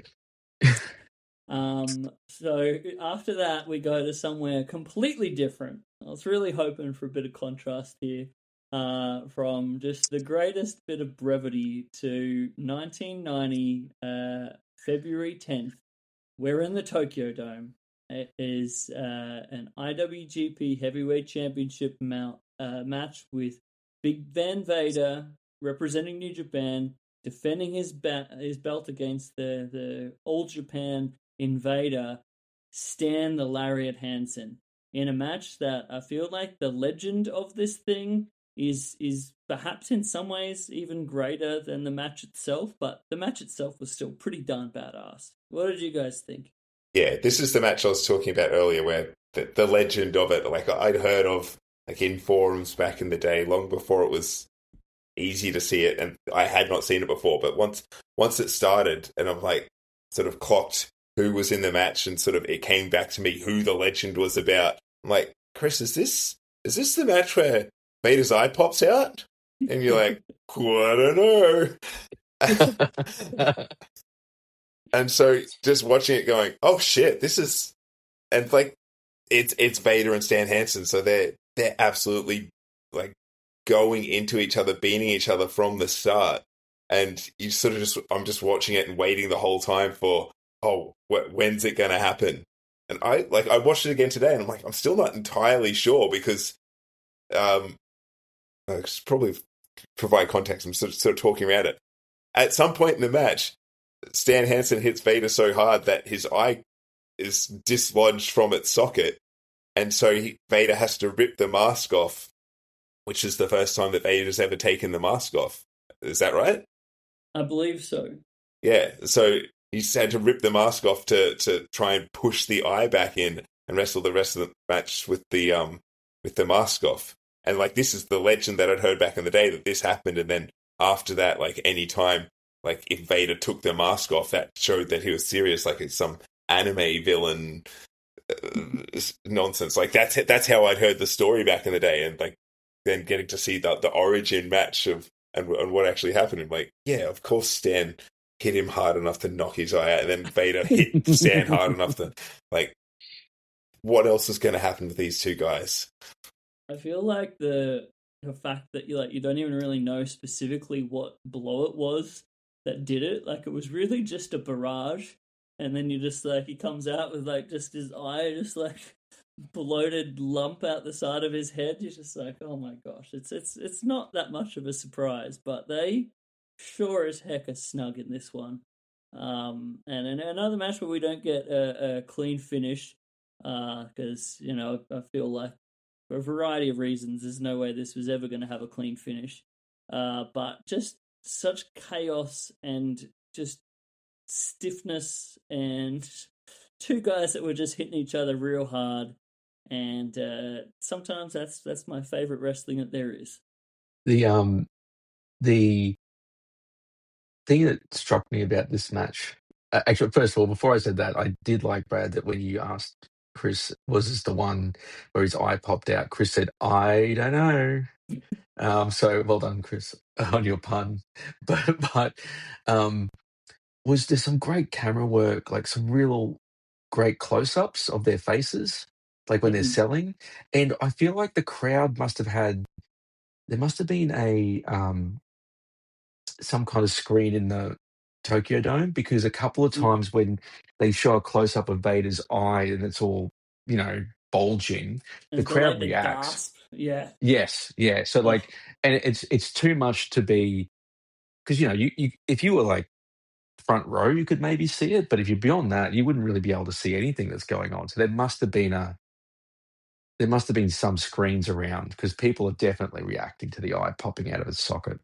Yeah. I mean, for the Tokyo Dome, being a big famous baseball stadium, they've got the big kind of scoreboard screen that goes above like the outfield or the infield. I don't know baseball, guys.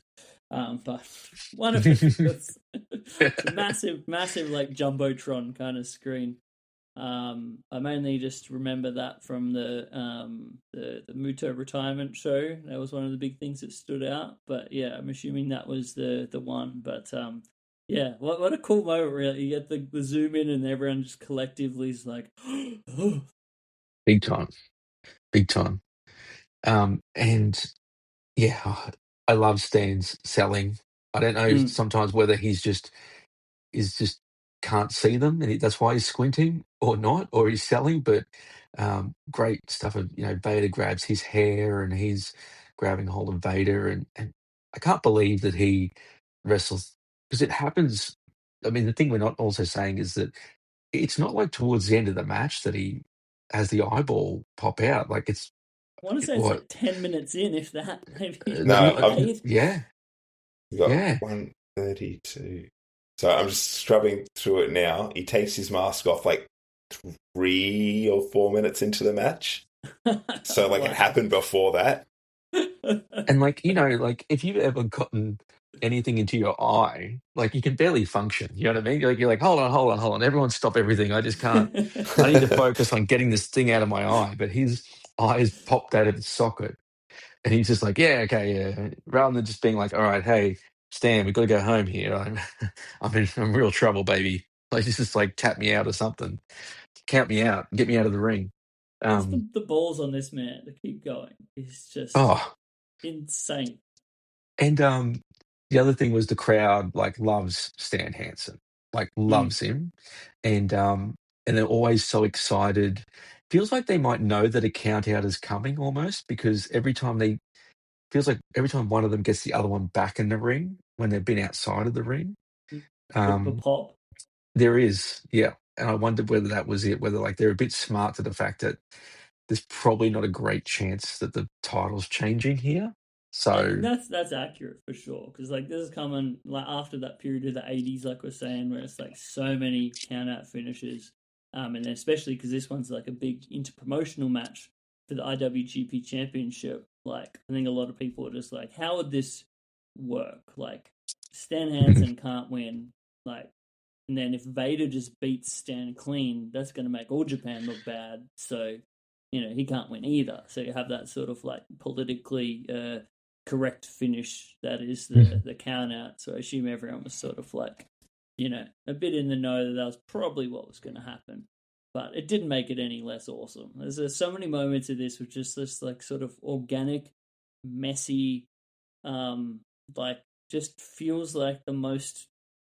I can't even describe it. It's just like that magic that you get out of both of these guys, where it's like it just feels that next level of like you're not watching this like coordinated dance. Like this is a bloody fight. This must have been like the easiest match for them to plan. It's like, all right, we got to fill, what did you say, 20 minutes? All right, well, and then they don't need to plan anything. It's there's not even a finish to plan. They just got to keep punching at each other until the ref tells them that the match is over. Pretty much.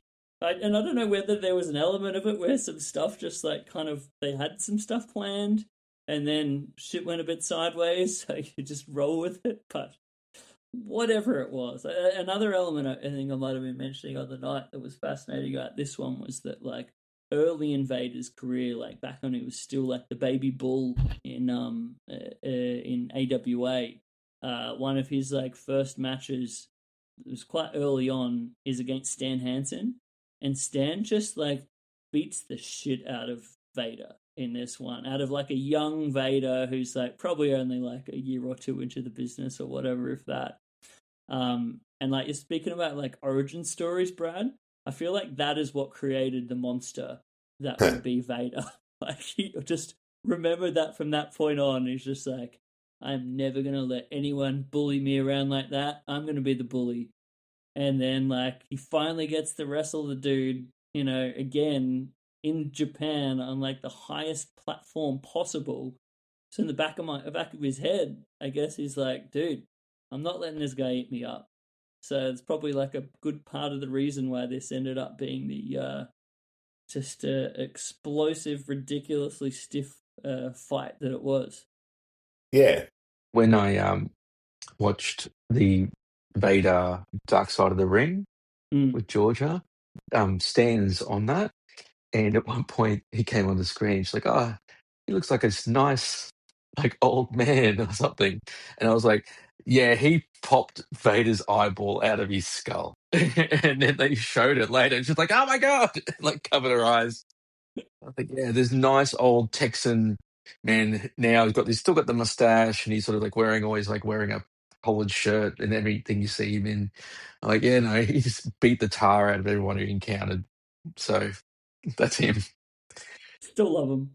You still gotta Oh, love him. he's still one of the greatest wrestlers of all time. That's my big takeaway out of this. I'm like, God damn it, I love Stan Hansen. What a legend. Both of these dudes for me, two of my top shelf favorites. if you're talking about greatest gaijins in the history of Japanese wrestling, you got to be talking about these two. But yeah, man, so great. Do you guys have any other thoughts on this one? My last one was just going to be like the finish does sort of like it ends. It does sort of just go into darkness in the crowd. Like they're getting counted out, but like they're just brawling through into the crowd by the end of it as they get counted out. Do you know what I mean? Like it doesn't.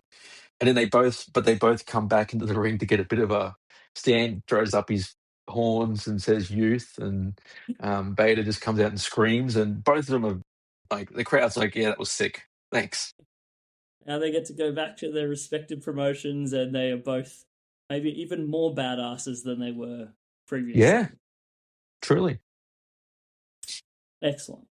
And then we get to, so it's funny when I was putting this playlist together, you kind of like have in your mind like what you're thinking you'll like the best, just because of like your memories of like a pretty well watched all these matches before, and you have your memories of like what ones are really really great, and I was going into the night before it happened, I was like, I think it's going to be a pretty hard bet for the Stan Hansen Vader match to not end up being my match of the night, right?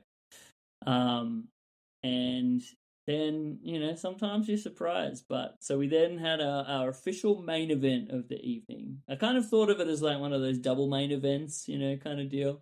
But a Dragon Gate classic. This was a big Dragon Gate Kobe World Hall show from I believe that the 3rd of July 2005, one of the real famous classic Open the Triangle Gate championship matches from back in the day that was hugely influential. We have Do Fixer of Dragon Kid, Genki Horiguchi, and Ryo Saito, who are the current Open the Triangle Gate champions going into this one, against the ultimately cool faction of Blood Generation, that featuring Sema, Don Fuji, and Naruki Doi.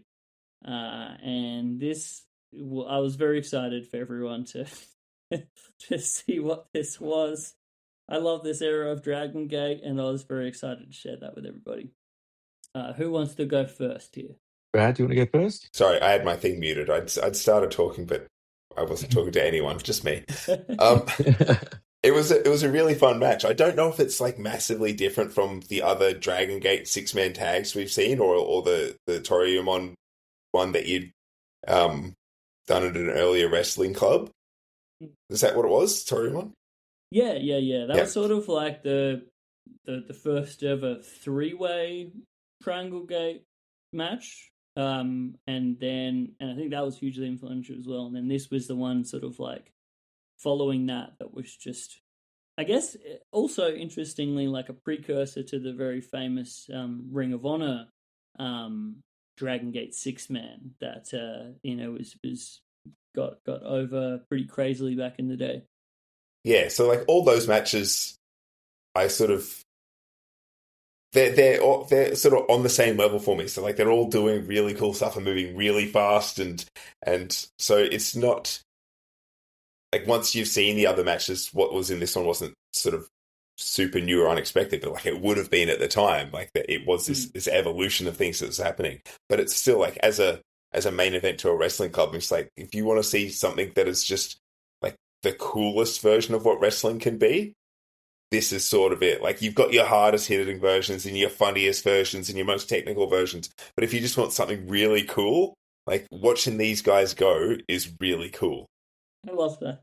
I got the coolness from the intro video as well, where it was just so much going on, just this like cool, bizarre music, really fast-paced editing, and I got to the end of it and I was like, I don't think I'm any more aware of what led to this match, but it was cool to watch. It's just getting you in the right mood for it. That's all. It doesn't need reasons, it needs vibes.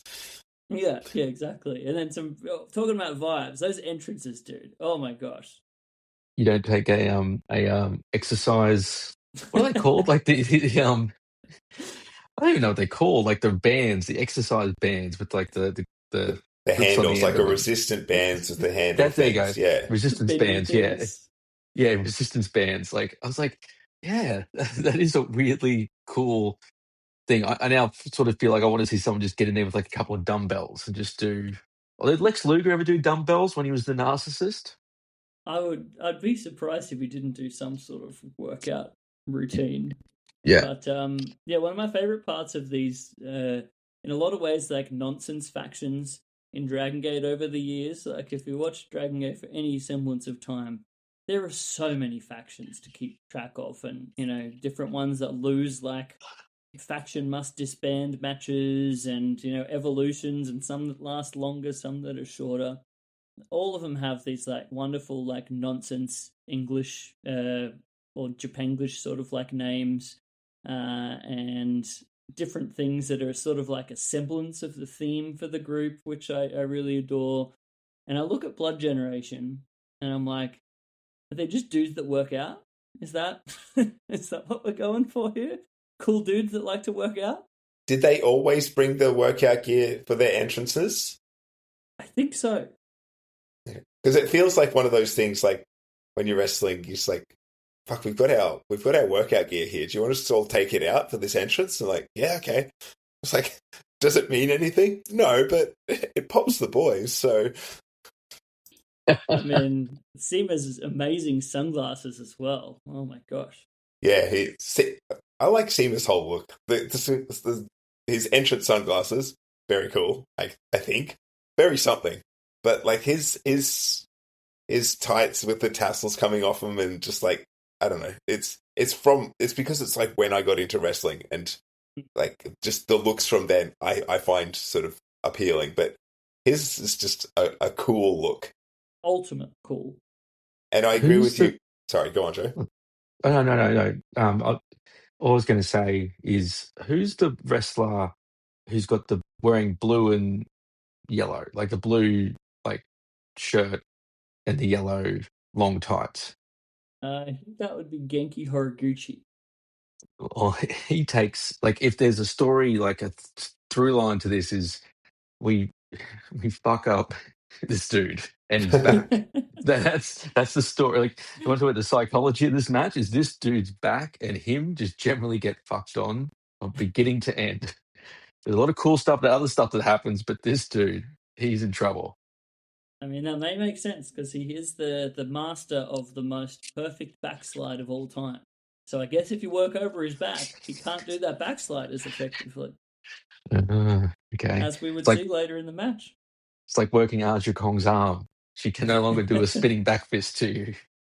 Yeah. Genki Horiguchi, famous for his H-A-G me chant of everyone lovingly making fun of him going bald. Was a long time part of his character. Very cool. Stuff Sorry, that Brad, I sound like interrupted such you. absolute nonsense to anyone that's not familiar with Dragon Gate. I mean, chanting "you're bald, you're still bald," and "bald" is now a very big part of AEW. But yeah, it makes sense. Yeah, I feel like Ricochet got his whole thing from Genki Horiguchi. Just going back to what you were saying before about the stable names. I'm just like, I just also wanted to throw my appreciation in for the stable names, because on that night of Wrestling Club earlier in the night, you had the trivia where everyone had to name factions and stables, and I sort of we went for a while, and we had a new guy there who was pushing it as well, and then and Kane, who always wins, won again. But once this match came on, and it reminded me of Dragon Gate, and then it reminded me of like early Ring of Honor as well. I'm just like, oh, I had like 10 more I could have done, and I love all the nonsense names of them all. Like Blood Generation doesn't mean anything, and it's awesome. And Do Fixer, that means even less, and it's awesome. And then started thinking about all the ROH ones, like the Vulture Squad and stuff like that, and just like, this is just, which when I was wrestling, then we had our faction. It was the Nightmare Assassin Squad, which meant nothing. We weren't any of those three things, but putting cool words together just to make the name of your stable, I'm just like, yeah, I'm a big fan of this.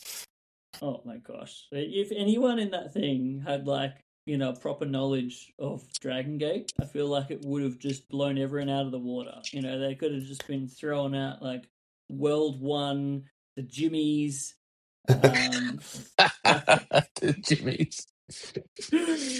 oh the man, it's I got to bring up a list of the greatest ones here. I'm getting flashbacks to like gangs in New York, where it's like the Yeah, Plug Uglies and the it's Dead basically Rabbits. just faction warfare, really.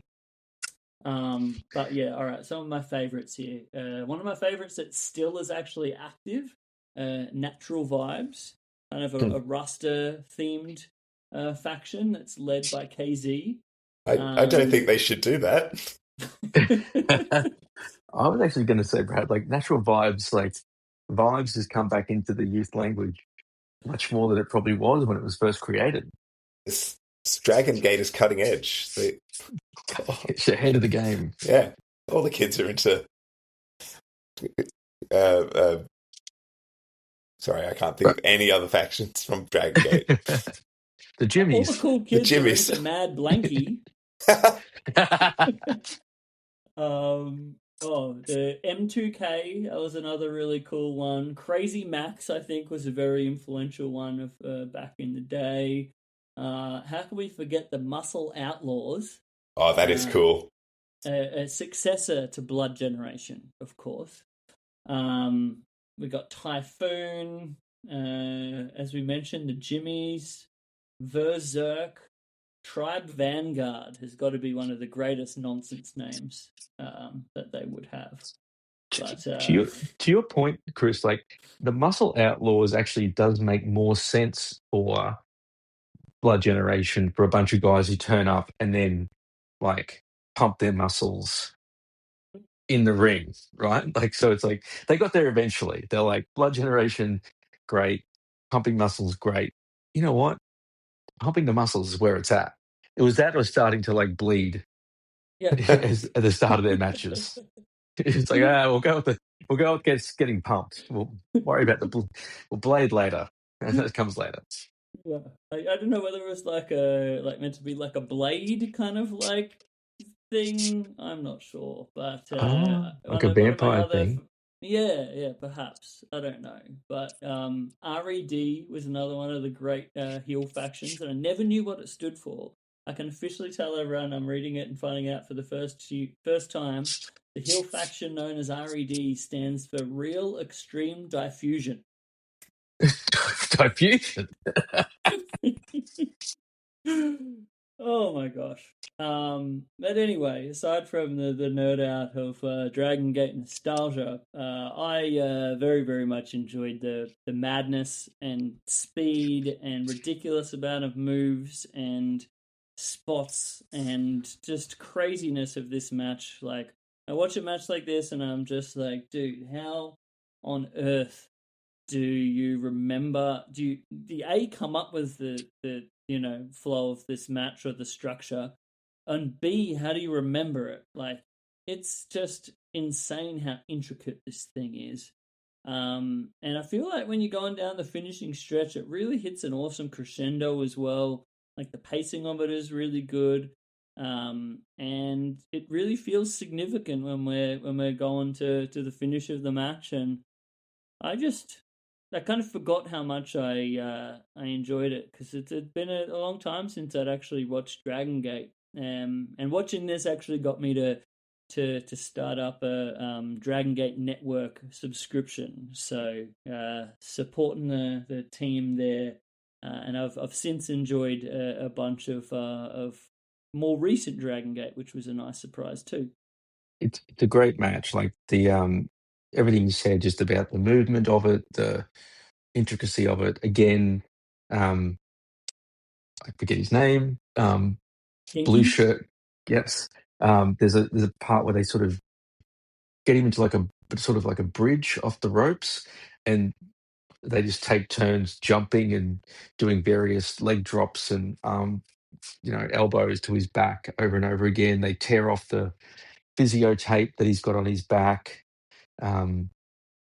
It's really too like we'd be here all night just describing some of the cool stuff they do. But I agree, like they do tell a story. There is a story of that coming through to the, as you said, a crescendo at the end and the backslide finish and not being able to get it and then getting it and tapping out of it and all that type of stuff. But I yeah, also incredible. loved like the sort of bringing back to like the outside interference that we were talking about the All Japan women's match, like just the ridiculous bit where like all of Blood Generation starts like getting in on this, like when they're doing like the train spot, everyone like running into the dude in the corner. Mhm. Man, I just it's that I guess a throwback to that sort of like Michinoku Pro like Kaientai kind of stuff, but there's something great about a big bad guy team where everyone just cheats. Like I kind of enjoy it. Mhm. Playing the role. Yeah, yeah, exactly. Brad, any closing thoughts on this main event of the evening? Nothing in particular. Just makes me want to watch more Dragon Gate. I never really watched it in the day. I just sort of watched when they showed up in ROH, and now the couple matches that you showed at Wrestling Club. It's like in my head I always thought it was cool without ever watching it. So I can watch it. I should do that.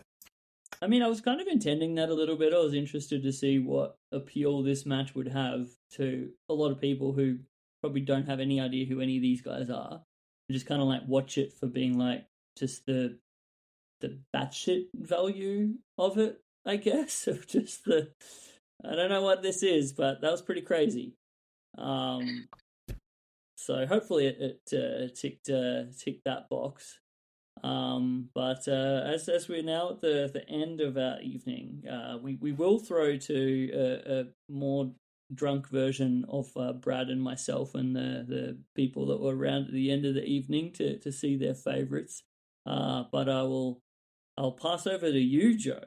I'm very intrigued to see what you thought of the overall combination here, and what was your favorite bit. Great combination, as always, and just to your point, they're like, um, as a co-main event, two very different styles of matches. One's a multi-man, very intricate, lots of high-flying offense and so forth, and then contrast that with two just big boys in a very naturalistic flow kind of vibe.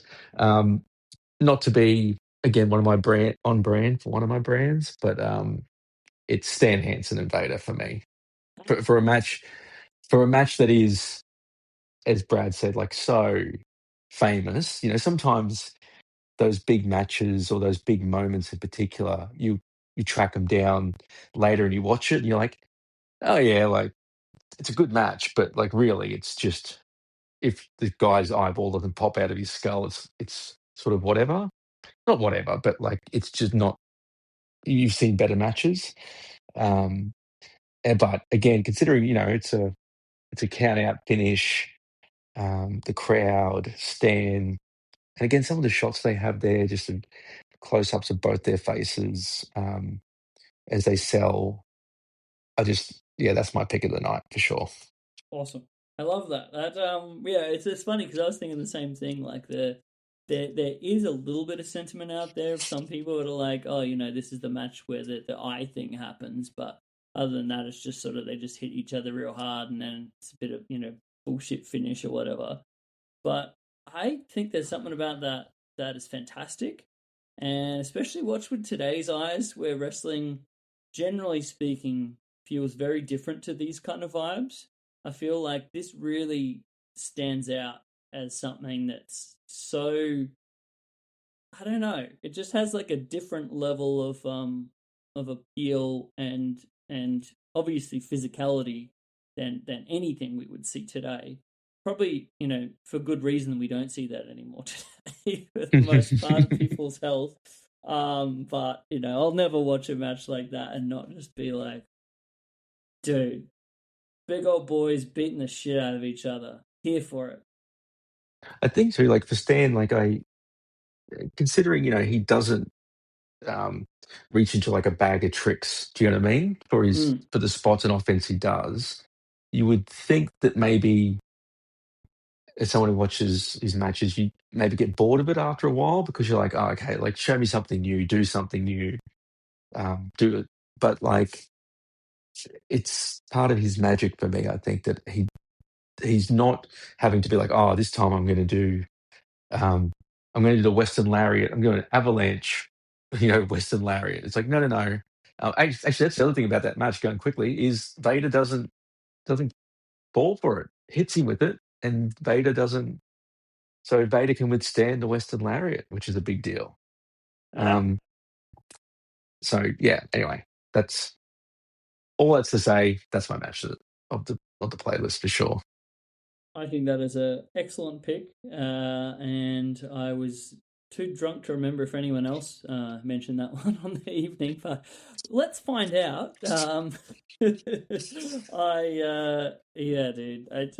I'm stoked that that other people kind of enjoy that, and I think there's something wonderful about Stan and about rewatching a lot of Stan matches.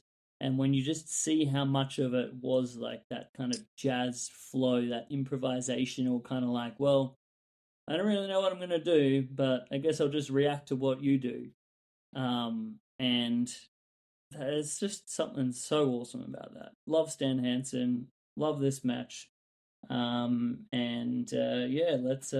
throw over to everyone else's thoughts from the evening and maybe some little highlights, but I'd like to thank both of you gentlemen for coming on here and for us doing a little debrief for our last wrestling club for a little bit. Thank you both so much. Thank you, mate. It's a pleasure as always. I'm a little bit sad that we don't get to do this debrief podcast on a monthly basis anymore. Probably missed that just as much as the wrestling clubs, to be honest. Yeah, I mean, anytime we want to talk about wrestling, I'm down with it. This is true, and we've also, I think we just need to make some more efforts to catch up and watch wrestling more frequently. I think that would be a wonderful thing. 100%. I was sort of thinking about the logistics of that today. It's like, can we watch wrestling for a couple of hours before Cult Lucha? I don't know where or how to make that happen, but I'm just like, I really like watching wrestling with you guys. I would like to make that happen. That would be great. Yeah. I mean, this weekend we have the Brisbane Illustration Fair, so I'll be doing that through most of Sunday, then packing up and then rolling on into Cult Lucha. But I'm very excited to cap off a big weekend with a movie as incredibly ridiculous as El Santo and Blue Demon versus Dracula and the Wolfman, a tag team bout for the ages. Can tag team partners like that get along? But yeah, thanks so much, guys, and let's throw over to our little thoughts around the room on the evening that was.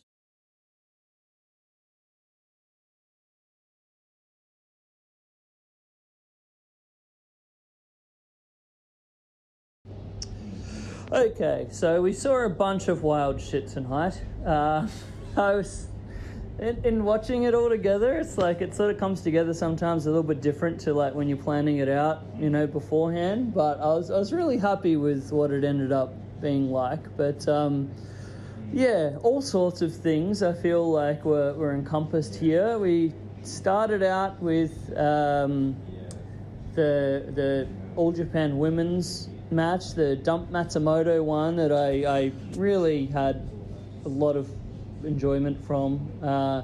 We had that incredible Walter versus Mike Bailey match from Riptide, which was just mind-blowing and really, I thought, captured a really cool era of UK indie wrestling. We had, of course, the wonderfulness of the Boogie Woogie Man, Jimmy Valiant, and Exotic Adrian Street, which if no one else liked, I enjoyed the heck out of that. Just so much vibes. I really got a kick out of, every time we do this thing, we've got to have a Terry Funk match. And I feel like tonight's WCW hardcore division later era Terry was quite magical. And one of the few times you ever get to see in a wrestling match someone getting kicked by a horse. Don't think that was meant to happen. And then, finishing off with 2 just incredible Japanese wrestling matches that, for me, I guess, at least represent the 2 sort of opposite ends of it all. Like, going from just that one of the most hard-hitting, kind of brutal affairs between Vader and Stan Hansen, and then just, like, absolute ridiculousness with Dragon Gate there finishing it off. So, I'm still in my mind trying to work out what my favourite thing was that we worked out tonight, but I'd be interested to go around the room and see what everyone else's most fond picks were. Sir, what? I reckon it was the best. Which one? The horse kick. Yes. Business for itself. Terry Funk, man, that horse did not want to sell for, he did not have any patience. Yeah, all right, makes me very happy to hear the Terry Funk match is the favourite. I also love that, like, in that one, like, Tony Schiavone and the entire commentary team were just sort of all just like, this is just sheer bullshit, and we're just here for it. But, yeah, love it. Thank you. What do we got over here? Faz, you have an idea of what might be your favourite? What was it? Well, I have to say, Mr. Things, you've outdone yourself, this wrestling club. We had a real smorgasbord. Thank you. I think the exotic Adrian Street and Boogie Woogie was a lot of fun. That last match was something else, but I'm going to have to give it to Walter and Speedball. Nice. Yeah. Nice. Makes me happy to hear. I'm a big fan of Walter and old Mike Bailey, and I feel like they've been both great for so long. So that's what I was trying to show here. It's like they're both obviously gone on to really cool things now, but looking back and being like, oh dude, in 2019 they were still absolutely incredible and doing really cool stuff. And what a beautiful match, like just in terms of cinematography and just lovely. Thank you for that. Thank you. Bradley. It's probably not the most interesting to go back to back with the same pick, but yeah, Walter and Speedball is my pick as well. The lighting, like, it was an awesome match, like, outside of anything else, but then you've got the lighting and something with the sound that just made all of the chops and the kicks just sound so sharp and hard. And the crowd was so rabid as well. Like, yeah. There's this British crowd are just, like, reacting, like, just every one of those strikes was just mind-blowing. Yeah. Because they were. And, like, there was just, like, this crack to them that sounded awesome. So, yeah, that also my match for the night. Yes, tremendous pick. Thank you, Bradley. What do we got over here, friends? What spoke to you the most? I just want to say, I'm the only really wrestling fan at this table. I dragged these 3 along with me. Thank you so much. As someone who also is a wrestling maniac and then drags everyone in the rest of my life into it, I always appreciate that. Yeah, I think the general consensus, at this table at least, I think we like the Terry Funk, Chris Candido match with the horse kick. Yeah. I think we all love that one. Is so good. You can watch it has like a drum roll. Like the horse, you can watch it like making up its decision. It's like it's backing up a bit, it's like playing with its leg and then boom! It's so good. The fact that we got a lead up to it and that horse just chose violence. It's art. That the ref didn't declare it the winner. Thank you. That honestly the British one was good warms my heart. Yeah. Right. The sound effects did feel like really crunchy. Yeah. Love it. Thank you. And finishing up here, what do we got, guys? What was your favourite here? We'll probably go with the Dragon Gate match at the end. It was just very cool. Lots of kickouts and crazy moves. And I wasn't familiar with many of the wrestlers except like Shima maybe, and it's just cool to see a different world outside of the major promotions that you usually see. Oh, for sure. Was it like such a groundbreaking period that sort of like 2005, right at the start of Dragon Gate. We had like Toryumon just prior to that, which totally changed the game, and then this kind of I thought turned it to that next level. And I think like right to this day, we see a lot of stuff that's like inspired by the kind of stuff that they did in that promotion. But like, just what a bonkers match, really. Yeah. So much like just like you think, all right, that's as much as we can possibly do, and then they're like, keep topping it, like insane.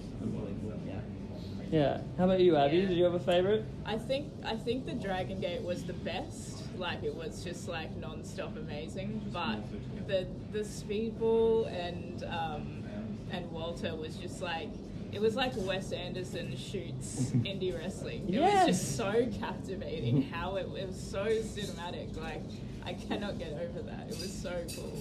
So that's probably my favorite. Well, this has been a fun one to finish on for you guys, specifically for me, because it's like, I think those two were the ones that I was kind of like, you know, going back and forth between. Obviously, had a lot of love for the Terry Funk match and the horse.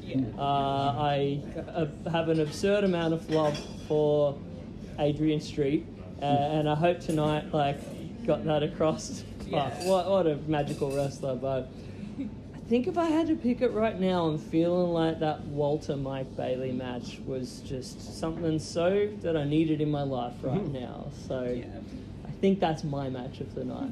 But man, thank you so much, everybody. I really have enjoyed doing this wrestling club thing here, and to get to sort of like celebrate with everyone this kind of passion is it's a really nice thing. And what I've tried to do with it is kind of like show that wrestling can be not necessarily what people think it is. You know, it's not just Hulk Hogan, it's not just John Cena, it's not just The Rock. Like, there's a lot of other weird shit out there, and I feel like it's been a really fun thing for me to get to share that with everyone. And this is my love letter to wrestling, and I really love the scratch as well. So getting to do this for this whole time, like here, I couldn't have, hoped for anything better. This has ended up like really, really wonderful. So thank you so much for Wrestling Club and for coming along and for supporting. It's been a real fun deal. We've got our Cult Lucha evenings happening at Netherworld on a monthly basis now as well. So if you like yourself some Mexican wrestling monster movies, please get on board with that. But we'll see how we go for Wrestling Club. But to me, if this is our sort of like last one, I'm quite satisfied with what we've done here. So thank you so much, everybody. Wrestling Club!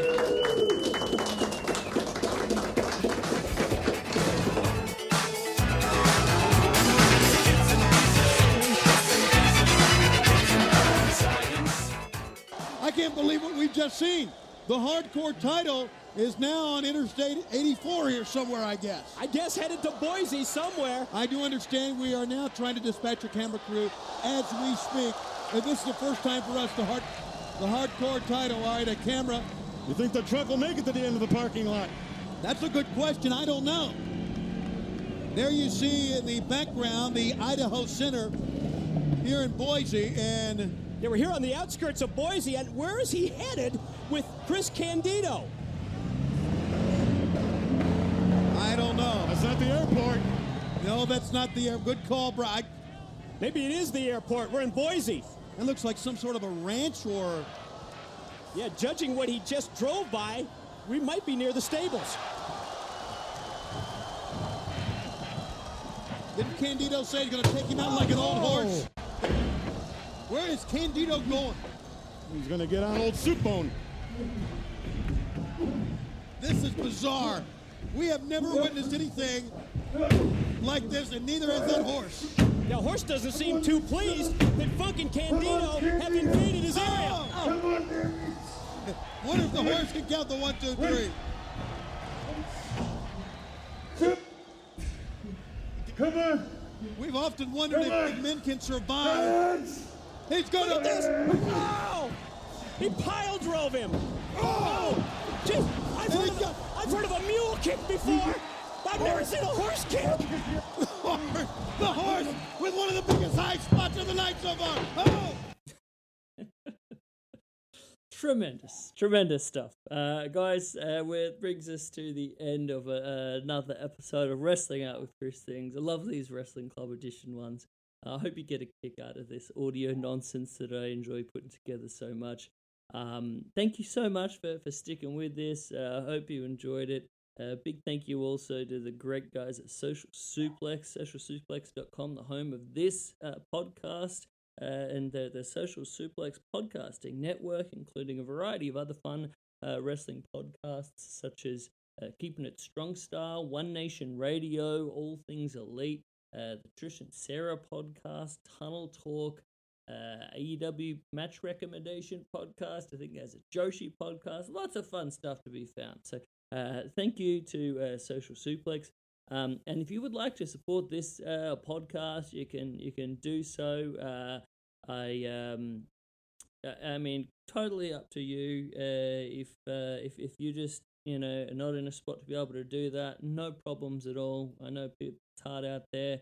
If you do feel like it, I love it when people buy my art.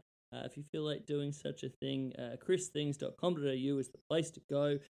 You can find all sorts of my art from art prints priced as low as $25, including free delivery, to different prints of my paintings, some original works, calendars, t-shirts, all the what have yous.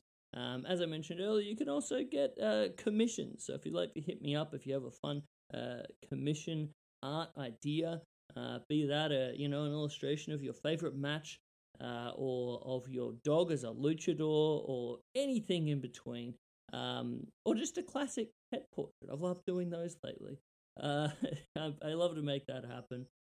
Generally price those from about $150, and it varies, based on complexity, of course. But I like to try to be able to tailor things to anyone's budget as much as possible. So that's always a fun thing.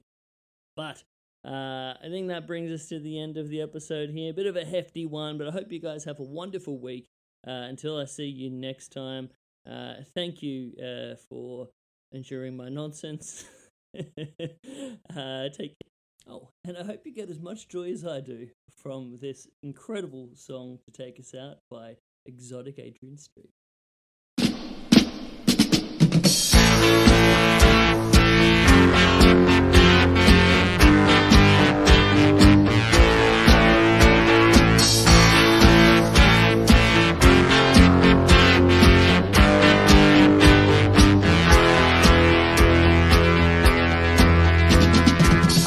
Break a door down with one hand behind my back. I can crush a grizzly till its bones begin to crack. I eat a dozen T-bones for my early morning snack. So imagine what I could do to you. I can tear a telephone directory in two. Bending iron bars is something else that I can do. I always pick my teeth with the nearest billiard cue. So imagine what I could do to you. To see my many attributes won't need a second glance. You know if you resisted, you just wouldn't stand a chance. I can knock a hole right through a solid concrete wall. I can pull a tree out by its roots, and that's not all. Now you know about me, you don't need a crystal ball to tell you just what I could do to you.